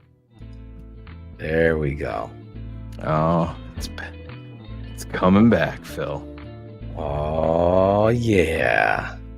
Oh yeah. Buckle the fuck up, ladies and gentlemen. Dumbest tweets of the week are back. Yeah. He's the smartest man. I can't go to Chicago because I just can't leave here. Maybe next year, if it's gonna be a leap year. Top of my head, he's the smartest man.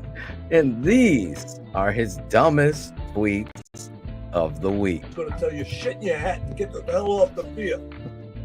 Coach O did not like that one. Oh, get that one off. I gotta get better. I should have wrote these. It's been a while. Well, you've been going through a lot, but yeah. Dumbest tweets of the week are back. Phil and I have been talking about, freshening up the show a little bit, getting back into some segments, maybe adding some new things to it. There's going to be a lot of, I don't want to say a lot of changes, but there's going to be a little different look on Keeping It 100.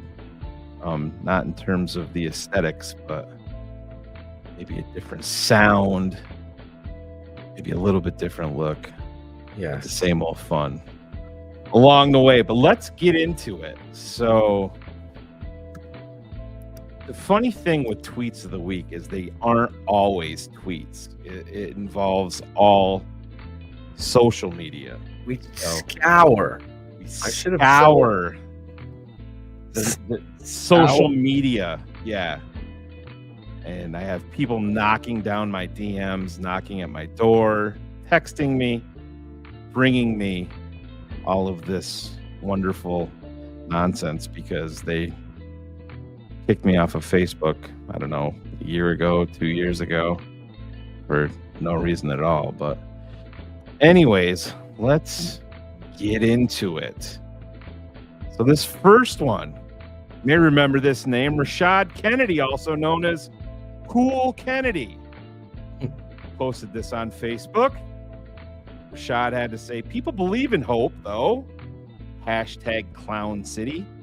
Cool Kennedy never lies. Gary Williams, former patron, said they are done this season. It's apparent of the failures on offense.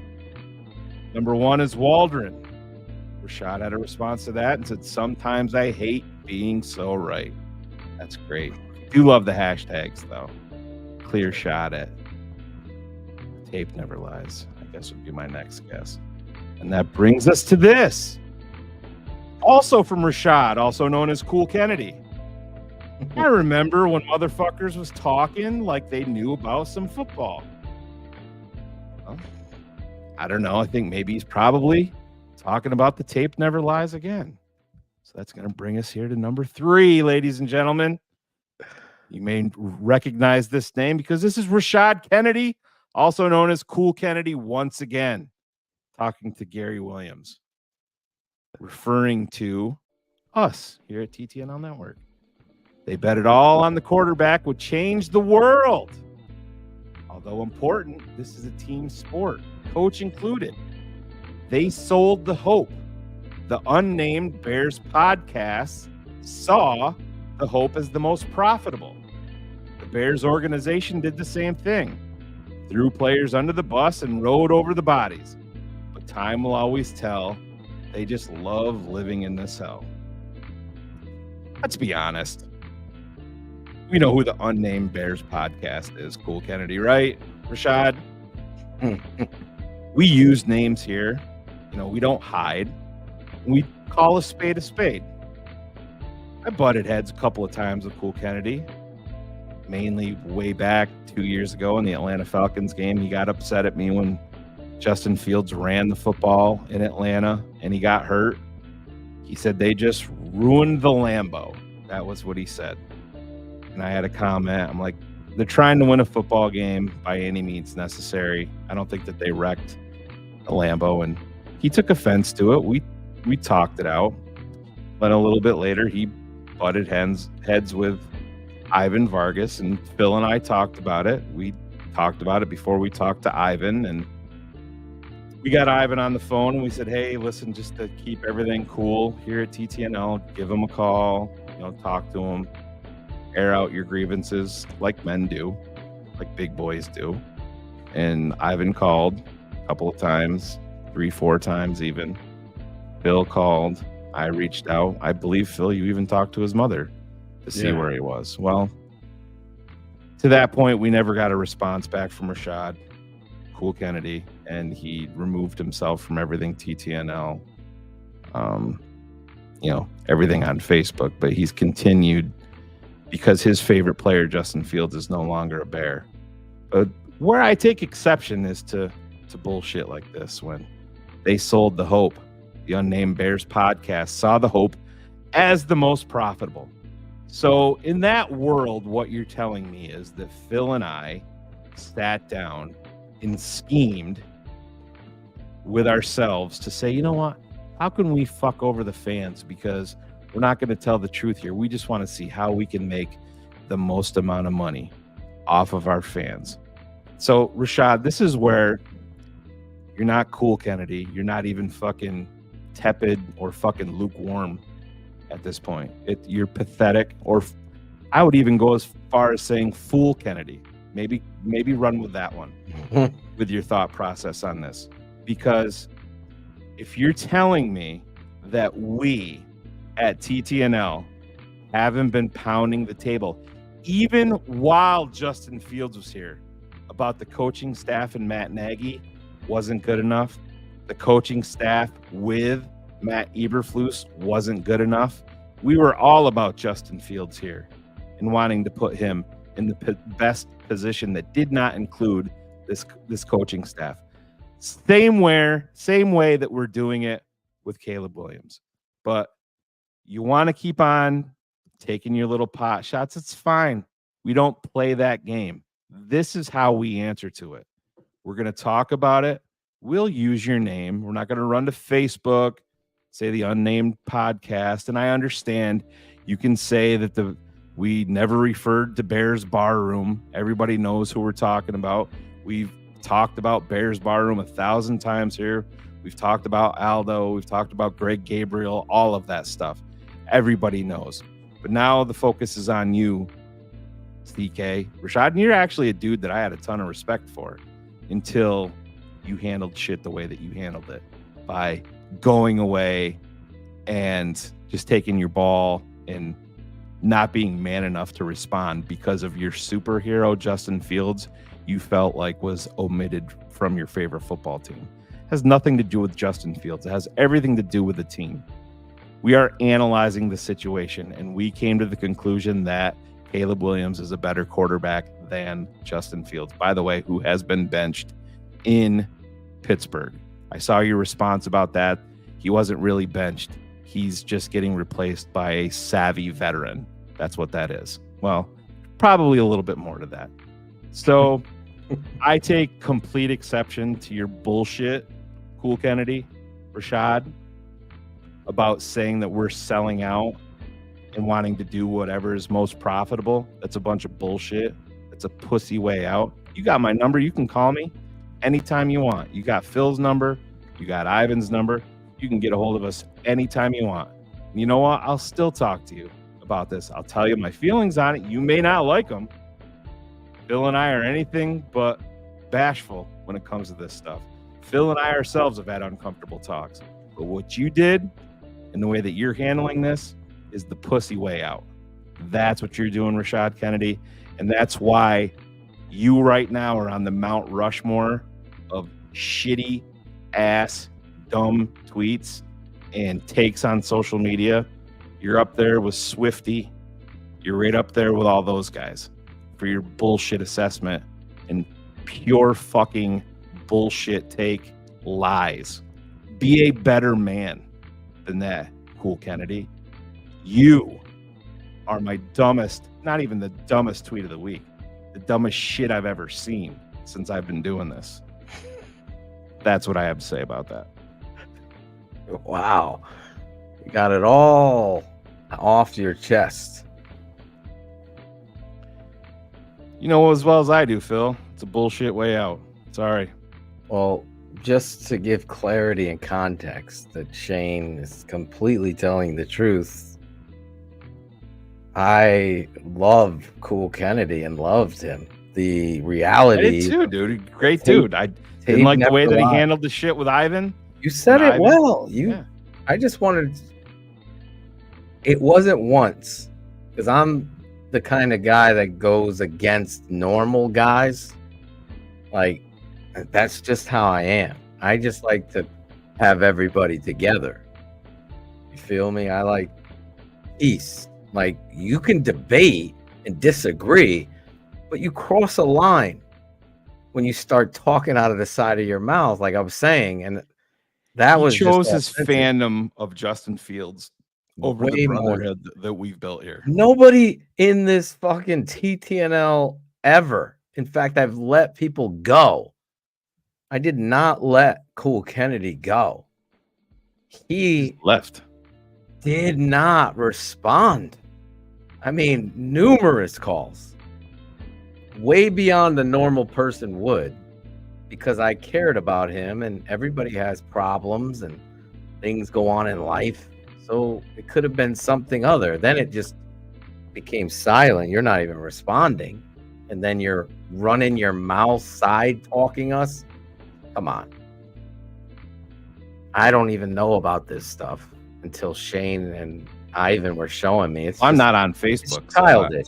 It's absolutely. Yeah. It's simply put. It's unfortunate, but it's childish. Well, he's still got our numbers, and like I said, if my phone rang right now, I would take the call.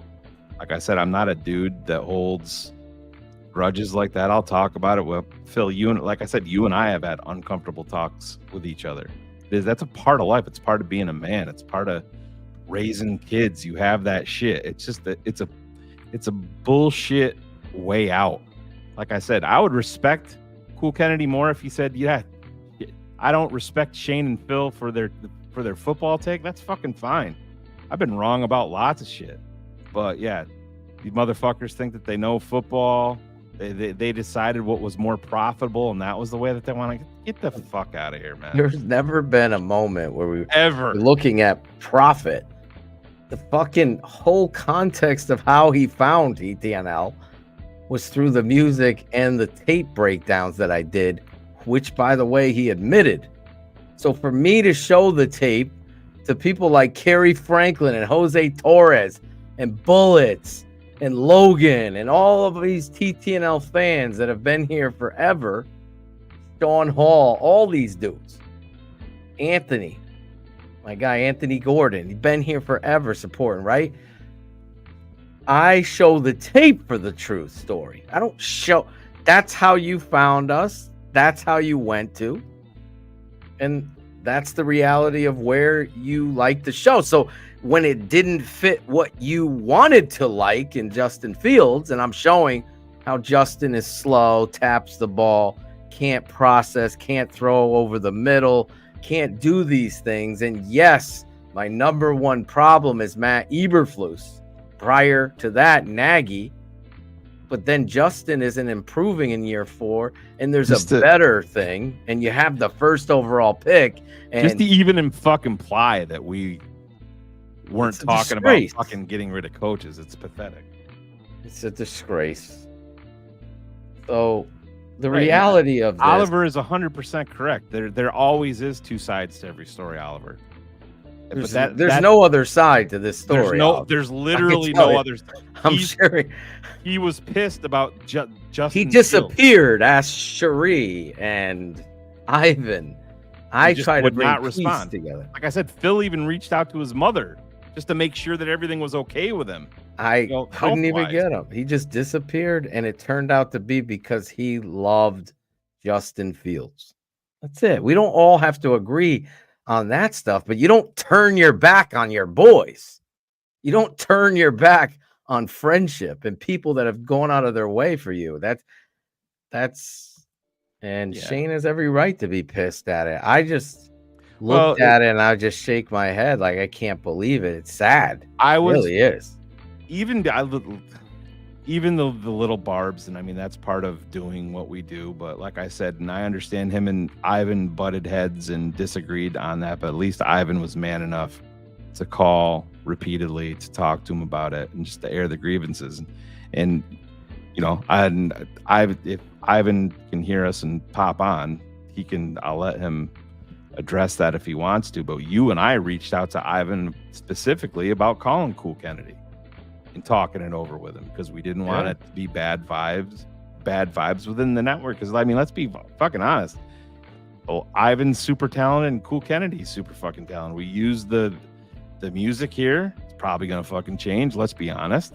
But it just is what it is. It just wasn't handled right. Super Cool talented dude. I'm so disappointed in the man. That's not how you treat friends. I'm sorry. Beck X or whatever this fucking pussy was in the chat.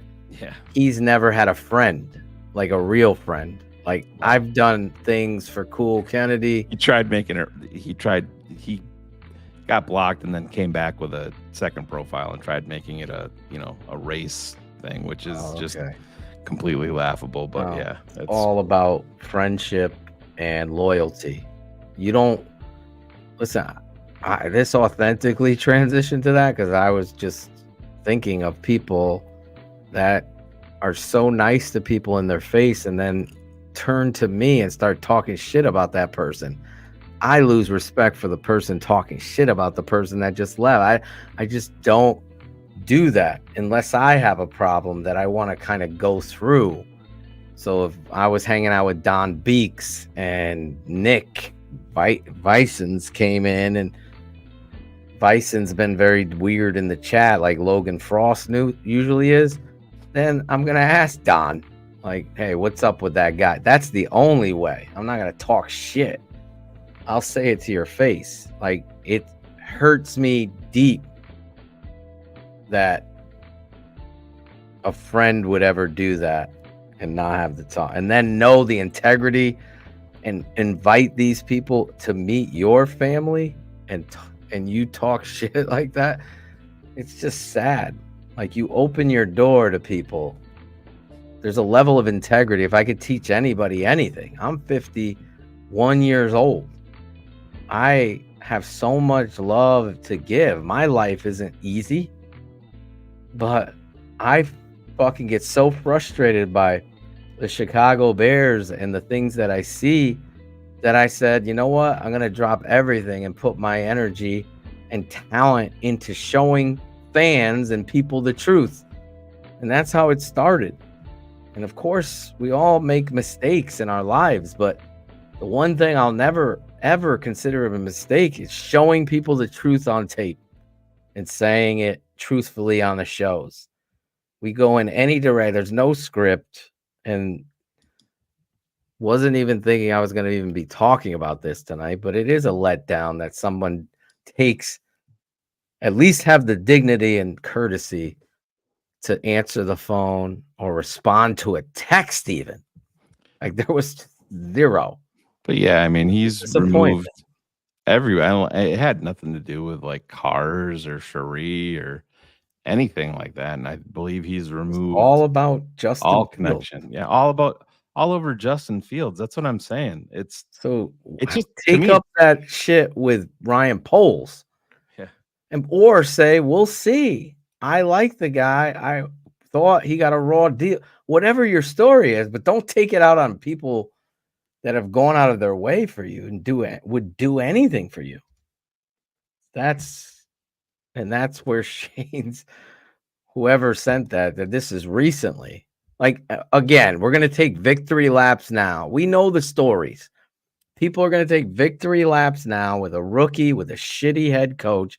Phil, all knew the same shit. All you have to do is go to our TTNL Facebook pages, and it's funny. Like, we have a patron that isn't a patron anymore. His card got declined, and I reached out to him, and I'm gonna go fix that. Well, he's been a divisive guy, and then doesn't say anything, and we know what side of the fence he was on when it came to quarterback play, and then all of a sudden it just shows up miraculously after the Arizona game, and it is what it is. Go take your victory. You're waiting for Justin to break out in year 4, and I think it was actually Stingray who was in our chat earlier. I believe I saw a tweet from him saying, "You just wait till next year with Justin. Now just wait till next year." And it's okay. You're giving Caleb 8 games. Exactly. But everybody take your victory. I wish I have maintained the same thing the entire time. Go get me the 51% of snaps in Pittsburgh. Justin's a great dude. He's a hard worker. He's a good guy. It just the clock ran out in Chicago. And was he probably fucked from get-go? Yeah, because of the setup. The Bears got the number 1 pick, and Caleb happened to be available. And I wouldn't change it. I'm still not upset with taking Caleb number 1 for the quote-unquote haul if they traded down. The stories have not been written yet. Nobody's story has been written yet. Caleb needs to play better. Am I down on Caleb overall on a prospect? You knew this stuff Not a would fucking happen. bit. How, I want to read Dalton's, but I want to finish this point here. How would anybody function in the utter shitty chaos of, and this isn't an excuse, it's just a showcase of coaching, Matt Waldron and piss poor offensive line and play calling together? It's like Kool-Aid mixed with shit. How's that going to taste? Stop. Let's be realistic here. The kid is trying to make plays. He's young.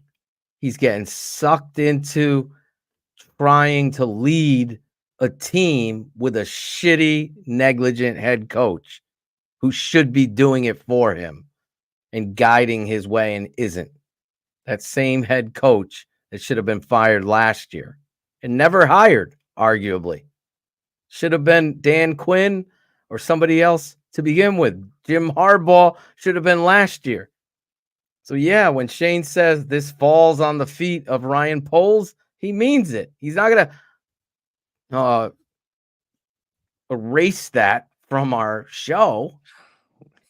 He's going to hold that. And if Ryan Poles turns this around, he'll be like, fuck, I was wrong. He really fucking turned it around. Because that's what is happening in the here and now. Exactly, Phil. You're 100% correct. And that, I think the biggest thing that I take away from that, just to wrap up dumbest tweets for this week, is the part that really pissed me off was, the most profitable. And I don't think that we were the only ones involved in looking at that. I think Cool Kennedy was talking about us and others, but it pisses me off because we worked, directly with him. He's been on our shows and shit like that. People would be shocked about how this show specifically, like I said, Phil and I never talked once today. I tried calling Phil and he was busy. We didn't talk. There's zero blueprint to this. We could go out talking a week. Phil would show up at 8:30.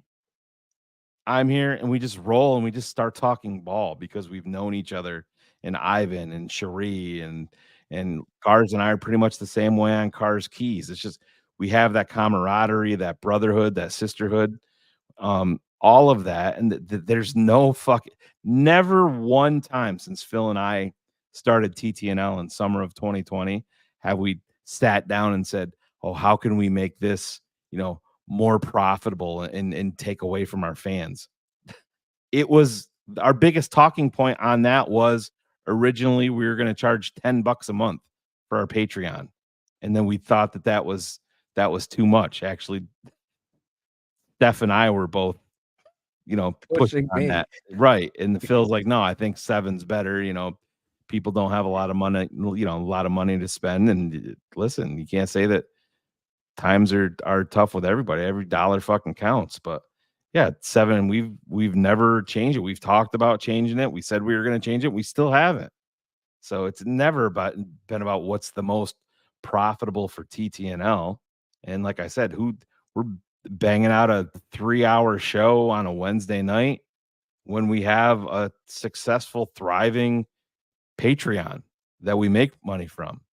And it's just that was the shit that pissed me off. And like I said, the situation with Cool Kennedy and Ivan, I thought it was, like I said, when we talked to Ivan and told him to reach out and, talk it out, Ivan made the attempt way more than one time and CK blew it off. And I have a problem with that shit. That that type of stuff makes me mad.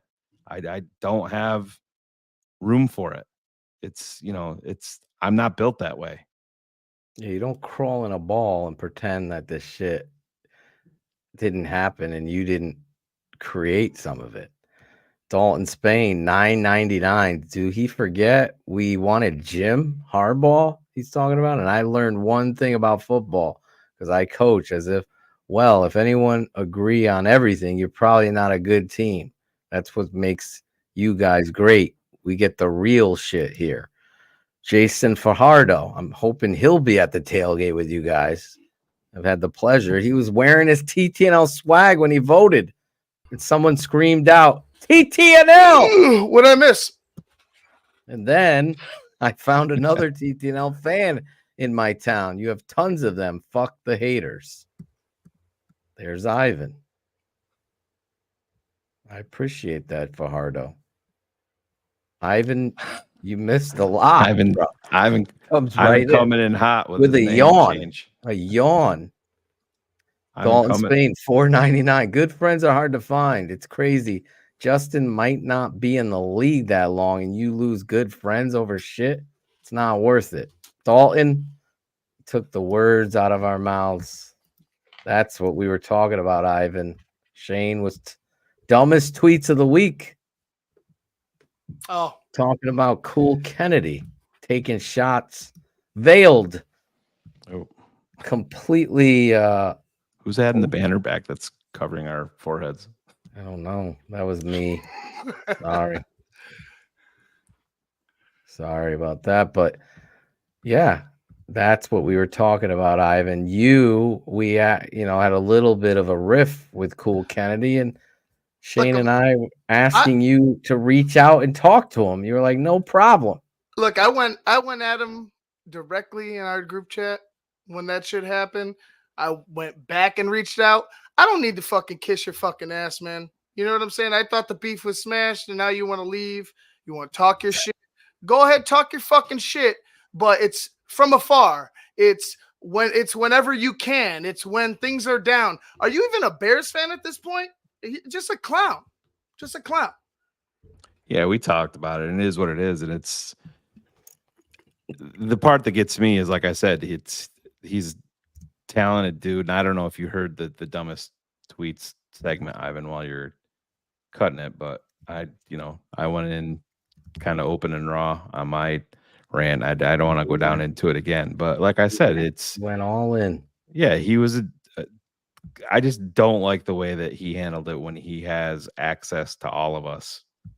He's got your number, he's got my number, he's got Phil's number. And like, quite honestly, I'll just keep this up front and honest too. Phil's closer to him than anybody else at TTNL. They have a closer relationship, just because of the music aspect of it that, kind of goes, obviously has football incorporated to it. But I know, like, just on a personal level, it bothered me, and I know it bothered Phil even more. It's just all over a fucking quarterback that didn't work out here. And look, man, you just weird. To be honest with you, it's just you can't handle the shit. That's fine. You wanna like a certain player, that's cool. But don't fucking cry when we go ahead and dissect, because that's what we do here. I mean, the man spent enough fucking time on this network to know that's what we do. It's nothing personal, but somebody had to take it personal. So I don't know what he's got, a picture in his bathroom of Justin, whatever. I don't know what his deal is with Justin, but that's pretty much why he left. And anybody that really actually challenged him as a man, he'd just go ahead and hide away. He'd block you. He'd go cry to Phil. He'd go cry to Shane. So this should be the last we talk about this man. Yeah. No, there you go. I get it. I was letting you have that rant. And listen, there's no blueprint. Shane went in, addressed it. I just wanted to give even, a clarity for him, because obviously someone will tell him and he can watch it. But also for you, the fan that asked, and out of respect, we just kept moving on. And then you're poking the bear with this kind of shit. Let's just be honest. And then once you step across the line with Shane, when you're telling something that isn't even in the vicinity of truth. Well, that's the thing, Phil. You've known me, and I know Ivan. Like I said, I'm looking for Ivan's coming to pick me up Friday night, and I haven't gotten a chance to shake Ivan's hand in person yet. But Ivan even knows me enough at this point too. I can fly off the handle on the shows with bullshit in the chat and stuff like that, but I'm more of a in everyday life. I'm more of a I'll watch shit, more of a slow burn guy. But like you said, when you get to the fucking line, and I feel like that was definitely crossed, then I don't give a shit if I'm talking to you or whoever it is. I'm going to let you know my exact thoughts. Right. And pretty much, Luminous. Pretty much. It's unfortunate. And listen, sometimes you're going to have to you're going to step on the fucking tracks. The train is coming sometimes. Some people lay down on the tracks. The take the ball and go home mentality is okay. I'll just let it go. Out of respect, I'm not going to do it. But then the line is crossed as a friend, and my guy put it perfectly. Dalton, in a world where there's not a lot of good friends, like I know what or how I carry myself, and I know how much I praised and shouted his name to the masses. What a talented guy he is.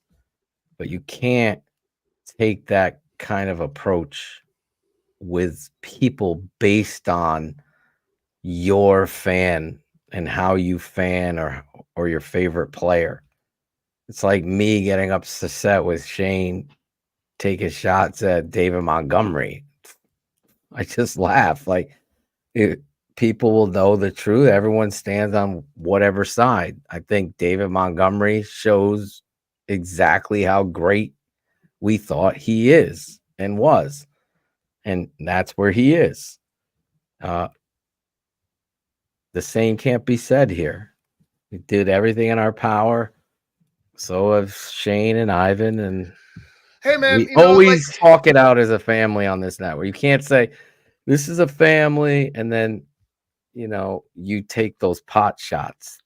What was it? The unnamed. I mean, he left the family a long time ago, Phil. Like I said, if that's how you feel, like I'm on Tupac with it. I feel Tupac about it. Fuck you too. If you don't want, if that's how you feel, fuck you too. Nope. Go fuck yourself. That's why are we still here talking about this? Are we let's say bon voyage to that part. Yeah. Well, it's dumb to tweets. And Phil, those are my tweets of the week. There you go. There you go. Ivan's still picking you up from the airport, Shane. Oh, 100%. Yep. And I just got a text from Chris Jackal. It's just so slick and skinny in a hole. Yeah. Right first letter, wrong name. Mr. Kerry Franklin just called and said that he is offering up his services to take Riley and I to the airport Monday. There you go. So I don't have to pound down Vargas's door on a Monday and say, listen, fucker, your taxes are going up unless you take me to O'Hare. Fuck, Kevin Warren is at the door? Like, holy shit. Ron G would have done Jeepers creepers. Yes. Okay, Ronnie. I got my response to Ron too, since I'm hot. Love you, Ron. Love you, Ron. But if I decide to go to a 3-man box while I'm producing the show live, I will. If you want to jump on and produce the show live, that my hands are here. By all means. Are here. I love all. But this is what I'm saying. I love the motion. I love the new background. But if I want to switch it up, I'll switch it up. We're gonna have Ron and Ivan in one of those circular cameras that Greg Braggs is always showing. Yeah. A face off. 360, yeah. 360. So of the two Ivan of them. obviously wasn't listening when I completely threw him under the bus with Ron G. Because I told Ivan when I was talking to Ron's like, well, I work right out by O'Hare. I'll pick you up. And I said, oh, I already talked to Ivan. Ivan's gonna come up and pick me up. And I said, yeah. Ivan said, Jesus Christ, don't let Ron G come pick you up. The fucker doesn't even know where good Italian beef is. You don't want him fucking picking you up. So. I didn't say that, Ron. I didn't say any of that. We love Ron. Jason, who was the other fan in town? We need a name. We could shout them out. Probably Greg Braggs. You know, he's wearing. He probably still tries to vote in Chicago. They're voting, bro. Corn planter. I would get on the phone absolutely and call Dieter. 100%. But Chris Morgan doesn't like technique. Call anybody. Fuck. Jesus. Somebody. Busy. Scott. Get Brett Weir on the phone. Yes. No. Zorich. Did you hear? Zorich is going to be on BHL with me, hopefully. Did you hear Steve talk to he talked to George the other day at an event, and George asked him if he George Barlissimo McCaskey. Come on now. No, but he said that he said George asked him if he could play another game, and Steve was like, no. Like there's no way in hell. But like you guys find somebody. Dieter would be he's already used to what's been going on over here. Give him a fucking call. Somebody get him in the house. Get him in the house. Listen. All I could say is they need more than what they have right now. The fact that I don't get updates. In fact, I asked the league in a meeting. I'm like, do we have a Twitter account right now, by the way? He's a free agent. No, he is not. He's in New Haven? No, he signed on October 23rd with any guesses? I thought he was a free agent. Anybody? No. Minnesota. October 23rd, 2024. Mr. Iceland was signed by the San Francisco 49ers to their practice squad. God. Damn. Fuck. Perfect spot for him. Yeah. I love Dieter. Well, that's the end of that dream that he come in and help us out. Well, you can still sign him. It would just have to be to your active roster. I mean, that's the way. But we don't get any linemen. No. Jesus Christ. Hopefully Ryan Bates is back. That's good news. Yeah, he was full participation today. So they have to play him at guard based on the situation at hand. Right?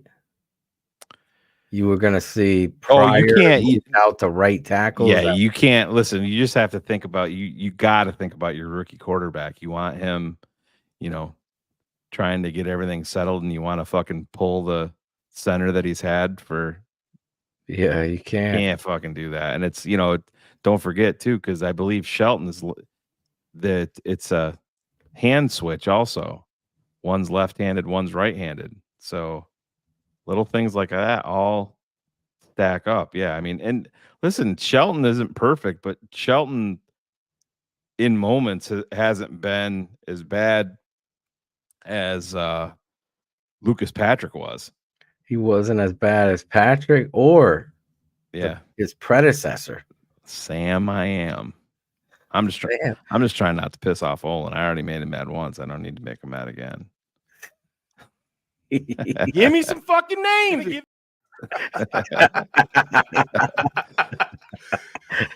Who's your buddy? Who's your co-host? Yeah.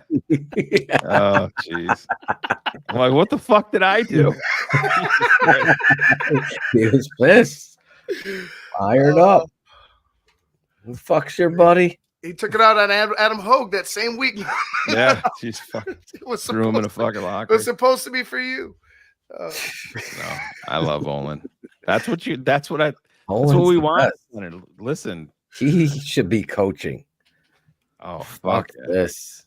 Imagine him coaching the Bears line. You think they'd fucking fire out? Yeah. He would step to the podium and be like, I'm just telling you, we don't have the fucking horses. Yeah. This Omiel guy, he ain't fucking helping. Yeah.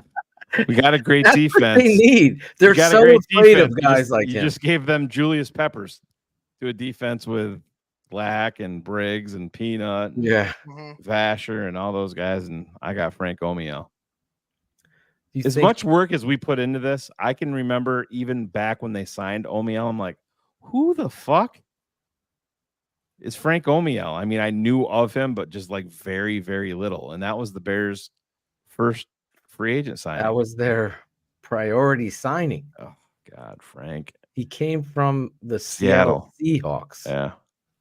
Let's go there. This is another non-script. Best Seattle Seahawk player we've ever signed. Who is the best? Joe Kane.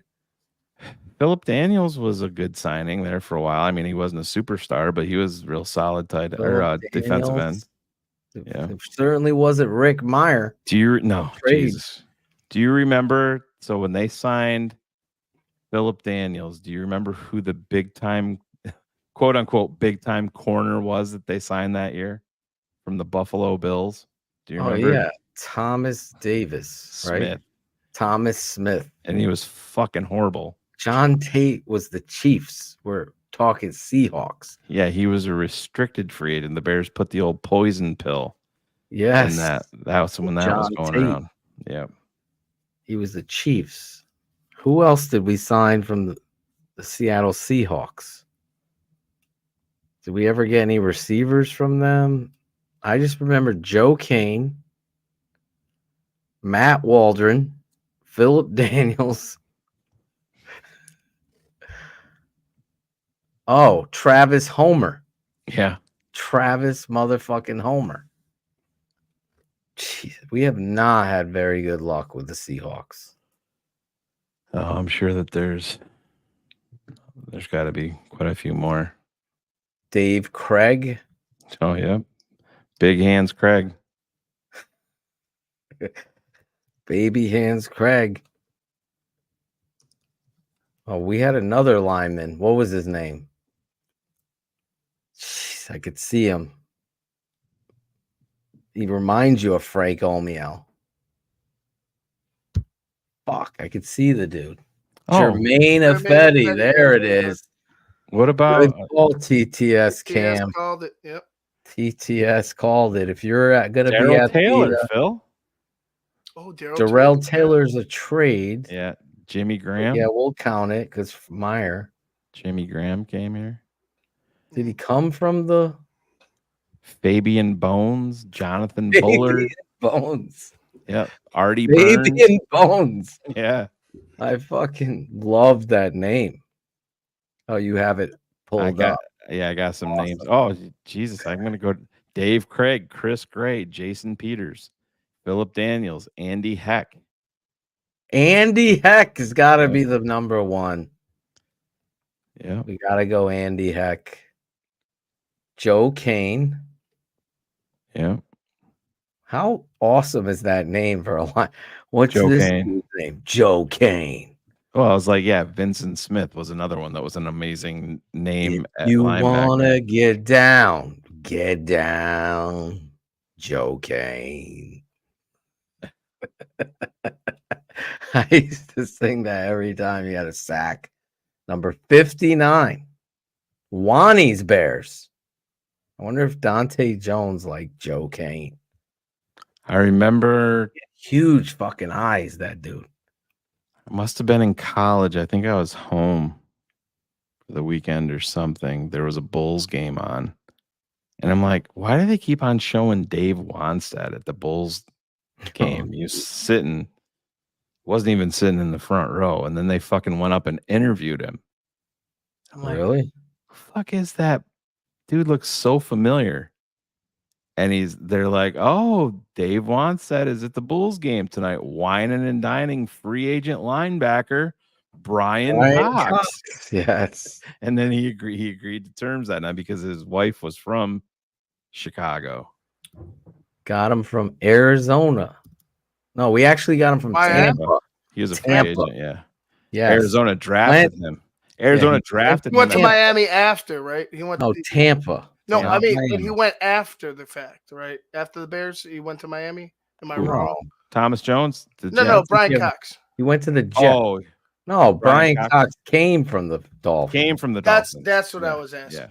Yeah, you confused us all. Yeah, bro. we're talking about running So my back. bad. I thought we were talking about Brian Cox. Like, No, we ended with Brian take your Cox. ball and go home. Jesus Christ. Cool Kennedy was right. Fuck him.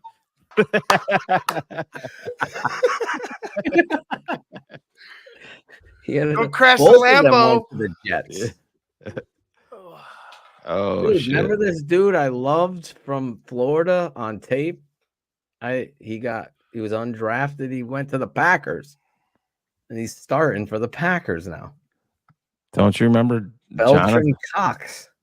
Yeah. Well, don't you remember if I give you the name Jonathan Bullard, who do you think of? I think of Jose Cotto. Yeah. Jose Cotto. Yeah. Top 5 talent. Was that his quote or top 3? No, you're mixing him in with Mike Brez with fucking Jose Sheldon Cotto. Day. No, Jose Cotto said he's top 5 in the draft. Jonathan Bullard, right? Did he have him that high? Yes. God damn. You were the one who always quoted it. Well, that's been a long time, bro. I'm telling you, it was high. We got to get Jose He back was on high. the show. I know. I love Jose. I couldn't believe it. I was looking on Instagram the other day and he popped up with this kid. And I'm like, how is this kid this old now? I'm like, holy shit. Remember when he was like little in a hole? That's how. It's just so slick and skinny in a hole. Yeah. It's so funny that's the clip that they're both on. I mean, I wish I gotta find a better one. I gotta find a better one. I mean, I don't know if there's any better one, but there might be. I gotta find one where they're like both are talking because it's like now I make fun of that. Bullard's still playing. Oh, yeah, God. yeah. He was in the game. Was he playing for the Cardinals? Jonathan Bullard? No. Someone else from our past was on the Cardinals D line. Jesus, we're low on D tackles too. Yeah. Yeah, we need The somebody kid in that there. he signed from the Patriots. Is he healthy yet? The big man? Or is he out? No, I think he's out. Yeah. Who was Chris that? Williams? No, that was from Cleveland. Did they release He's from him? like Northwest Missouri State. All I remember is motherfucker's huge. Sam. Breaking news. The tape never lies. Network breaking news.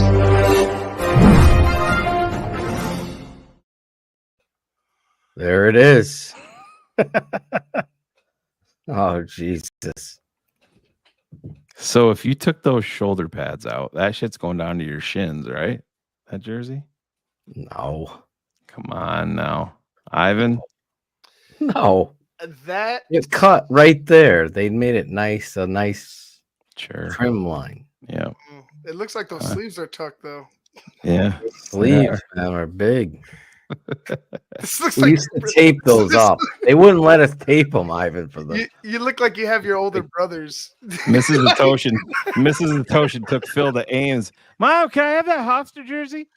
I don't even know what these I had these like turf cleats.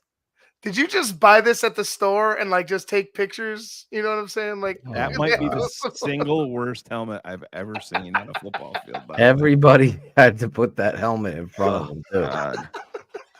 That was the old one. Yeah. They got rid of that. They were the Flying Dutchman at this point, right? Yes, So you got, Flying Dutchman. That was the best nickname. That's a dope ass nickname. I'm not gonna lie. Yeah, I'm like, why would you ever get rid of that and get a better design? In fact, we should just went to the Southington Flying Dutchman. Should have made the jerseys come through with orange on the letters rather than yellow, right? Phil could have been a precursor to the Wolverines in 2024 when the came out with orange. Tang jerseys were delivered. Jeez, we were called the Smurfs. Oh, it's Hofstra University, Mike. For Christ's sake. No, I know. Did I send you this? No. Steph did? Nope. I have my peeps. Oh, Jesus. This is so bad. That was freshman year. Well, if Cool Kennedy would have stepped up, this was going to be my dumbest tweet of the week when I saw this shit on social media, Phil. You know, I'm going to say Hofstra had the next Mike Allstott, and they fucked it up. They let this dude become a fucking rapper. Yeah. Look at that haircut. The shortcut. Yeah. Bring it back, bro. Yeah, what's up with that? The shortcut. I got the jawline going perfect. Yeah.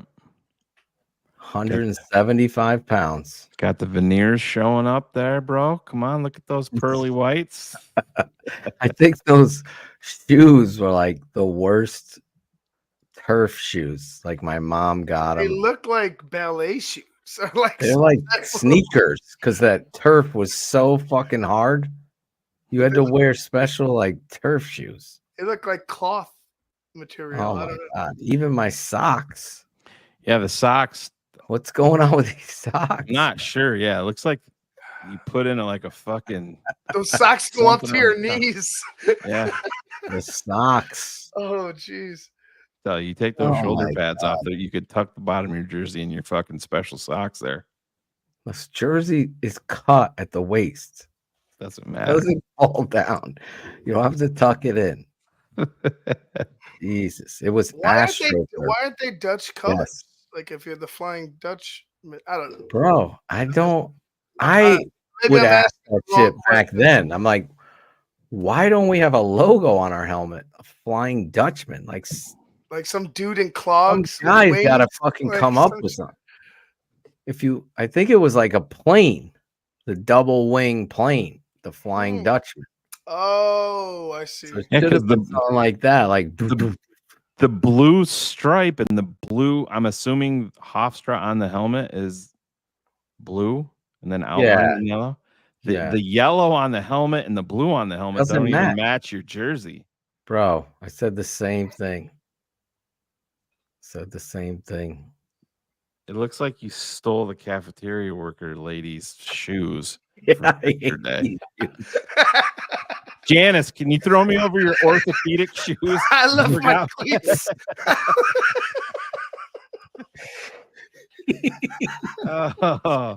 Here we go. I mean, if I'm going to root for a team, I want to give it all I got. Next play.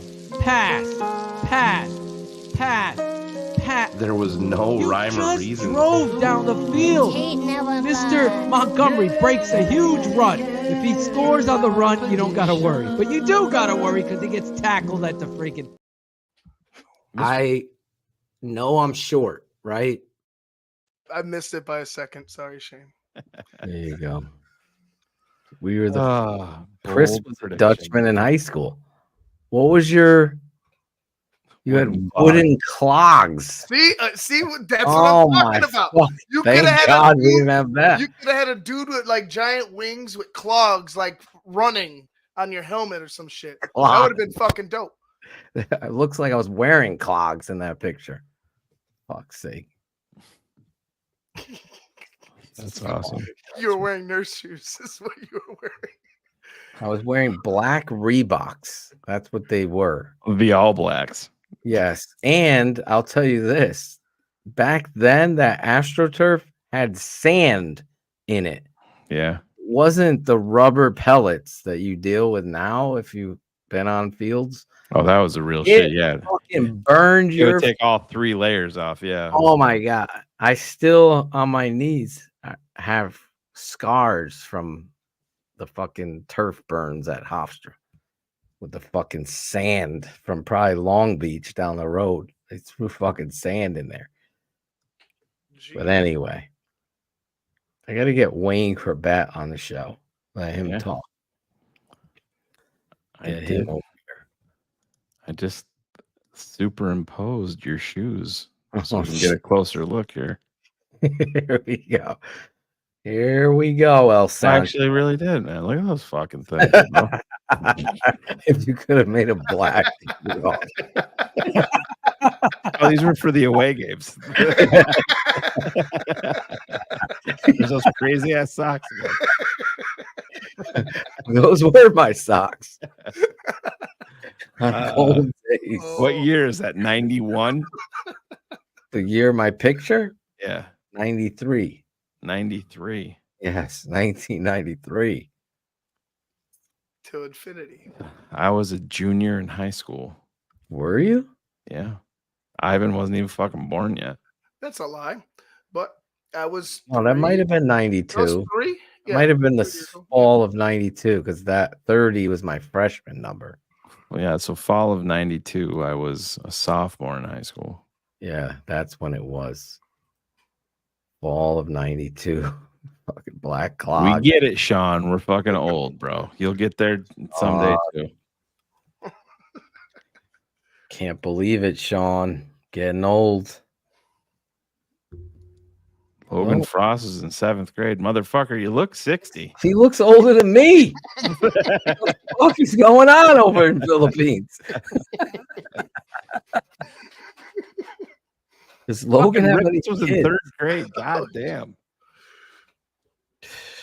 The Matt We are fucking old as shit, man. We There you are. go. El Sancho was in his dad's nuts. He wasn't even born. Yeah. There's some fixins. Get some fixins. How old was? Where's our guy Jose Torres? Oh, he was fucking. Jose was in his fucking prime. I was 40. He was lifting weights. He was all over the place doing what he wanted, doing what he wanted in 93. In 92? In 92, I was. Stuart and I are the same age. Sean, are you 48? Yeah, he must be. He must be Gotta 48. You're going to be hanging out with Sean. What's the plan for Saturday night for you guys? Ivan. I don't know. I've had Ron G and Ivan should be making fucking plan. Where's Larison?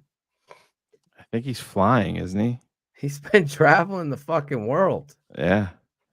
This fucking guy. He can't even come up with a game plan. Shane's coming out there. Oh, we'll figure it out. Cap? He didn't respond.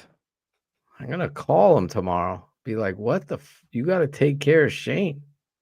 He's a Chicago virgin. I'm good. Oh, I've been to Chicago. My son hasn't. Not with TTNL. No. Who's gonna take Shane and Ivan and the boys out? That's the thing. Well, I'm probably kind of limited of where I can get my third. Well, Tooch brought his 3-year-old, right? Yeah, he's in a sports bar till 2 a.m. We're doing a concert. Tooch has got 2 kids out there. Yeah. Steph was getting all nervous. Remember, his kids are still here. She was texting me. She's like, look at it. It's 2 a.m. Is she breastfeeding? For Christ's sake, we're in a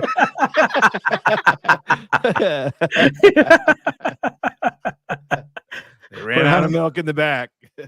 Pull them out. Oh my God. That was a fucking Packer weekend. Yeah. Jesus. Poor Jose Torres isn't even in the chat anymore. He's gonna wake up tomorrow, finish watching the show. We just fucking grilled him. Poor dude. Well, Luminous, we love you too. Hopefully you can get out to the tailgate on Sunday with Shane there. Right there. Chicago Bears tailgating club. Ivan wasn't here the last time to pronounce the streets correctly for Shane and Phil.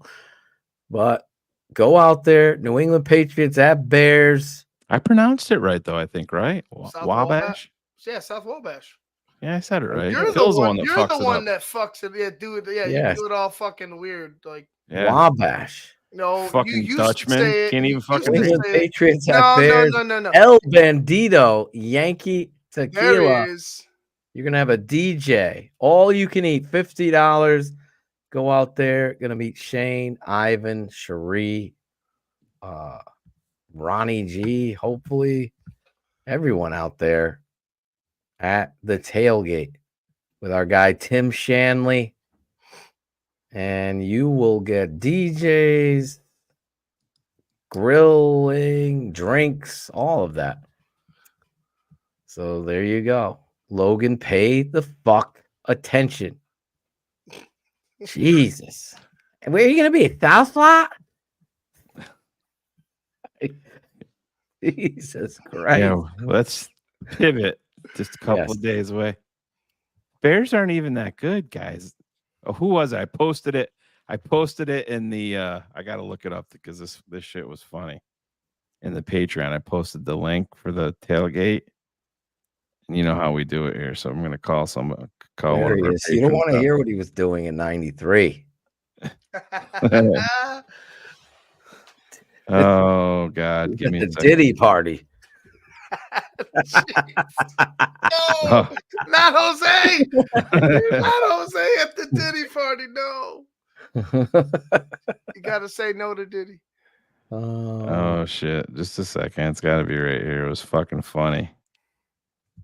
Yeah, here it is. 92 Barcelona. I posted the link on Patreon for the patrons, for the tailgate.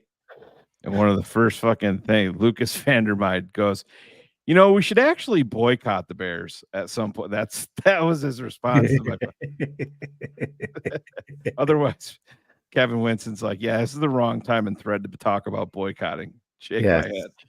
Thanks for Kevin Winston. Logan would do something like that too. I love Logan, but come on. UK office, South Lot. Everybody, here's the TTNL tailgate. You know what we should do, really? Let's just boycott this.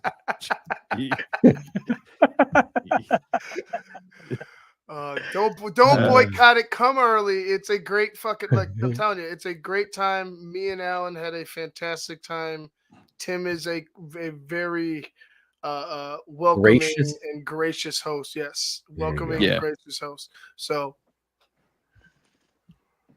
there you go. Yes. I'll have trunk beers in the back too. So don't worry, we ain't running out. You ain't running out. He's bringing weed. Angelo will be there, by the way. Jose Torres will be there.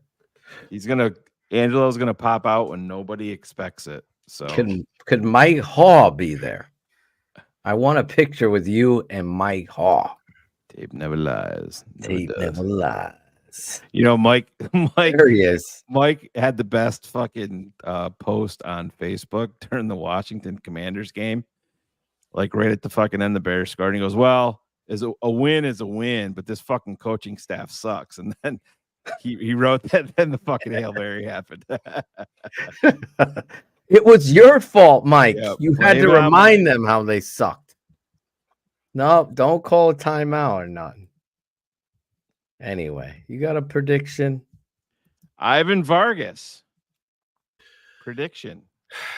It's hard for me to predict the Bears to blow them out. And I feel like if we would have split the last two games, like let's say would have rebounded with the Arizona Cardinals, I might have felt differently, but I'm kind of where Shane is at, and I think where Phil is at this point, with the coaching staff being what it is, and you seeing a huge regression regardless of who's out there. Like you saw undisciplined play, you saw guys not, and I'm almost done with the cutting the tape. It's just there's shit out there that's like, where the fuck is your head?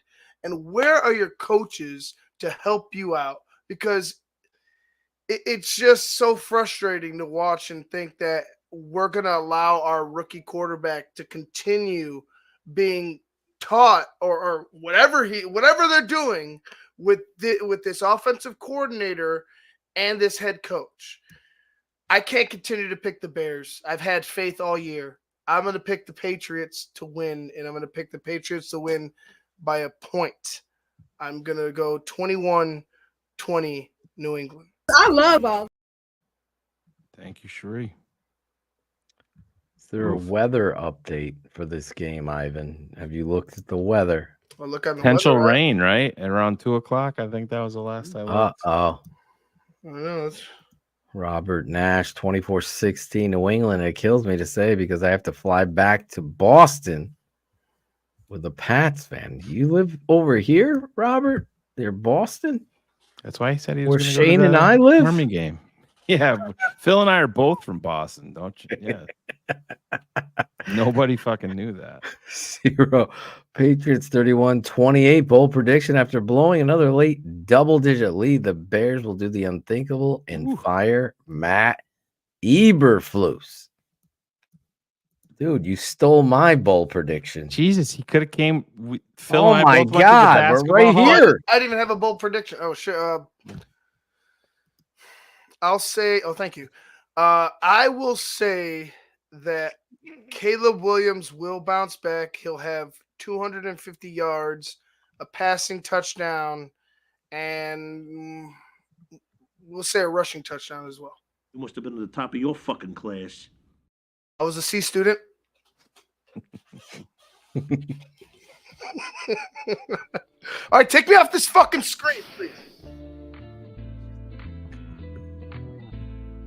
Robert Nash, Springfield, Phil. He could have Springfield, man. He could have met up with the whole Marsaw and the Toshin clan at the Basketball Hall of Fame.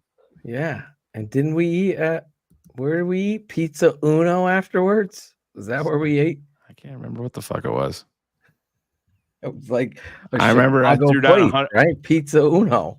Bill's like, I'm paying, so I threw down a $100 bill for the fucking tip, and I remember fucking Devin's like, fuck, I'll take that. He grabs that bitch off the table, starts walking out of the restaurant. I'm like, he's got to be shitting.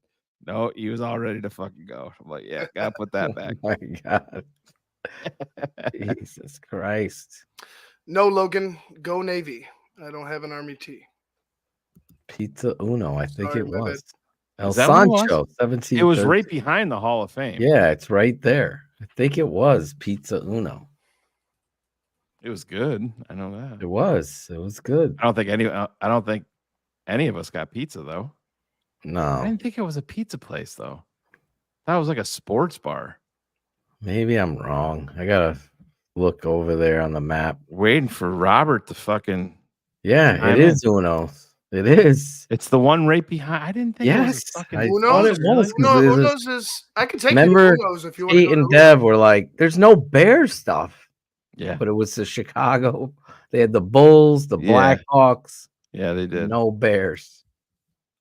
I could Dude, take. it was like I could take you guys. They out. knew too. Fuck the McCaskies. It was like that was in like March, right? Wasn't it like in the beginning of Yeah. March? And it was like 70 fucking degrees that day. It was like crazy. today, fucking 80 degrees here. I'm Yeah, like, it's what nuts. the fuck is this? Really?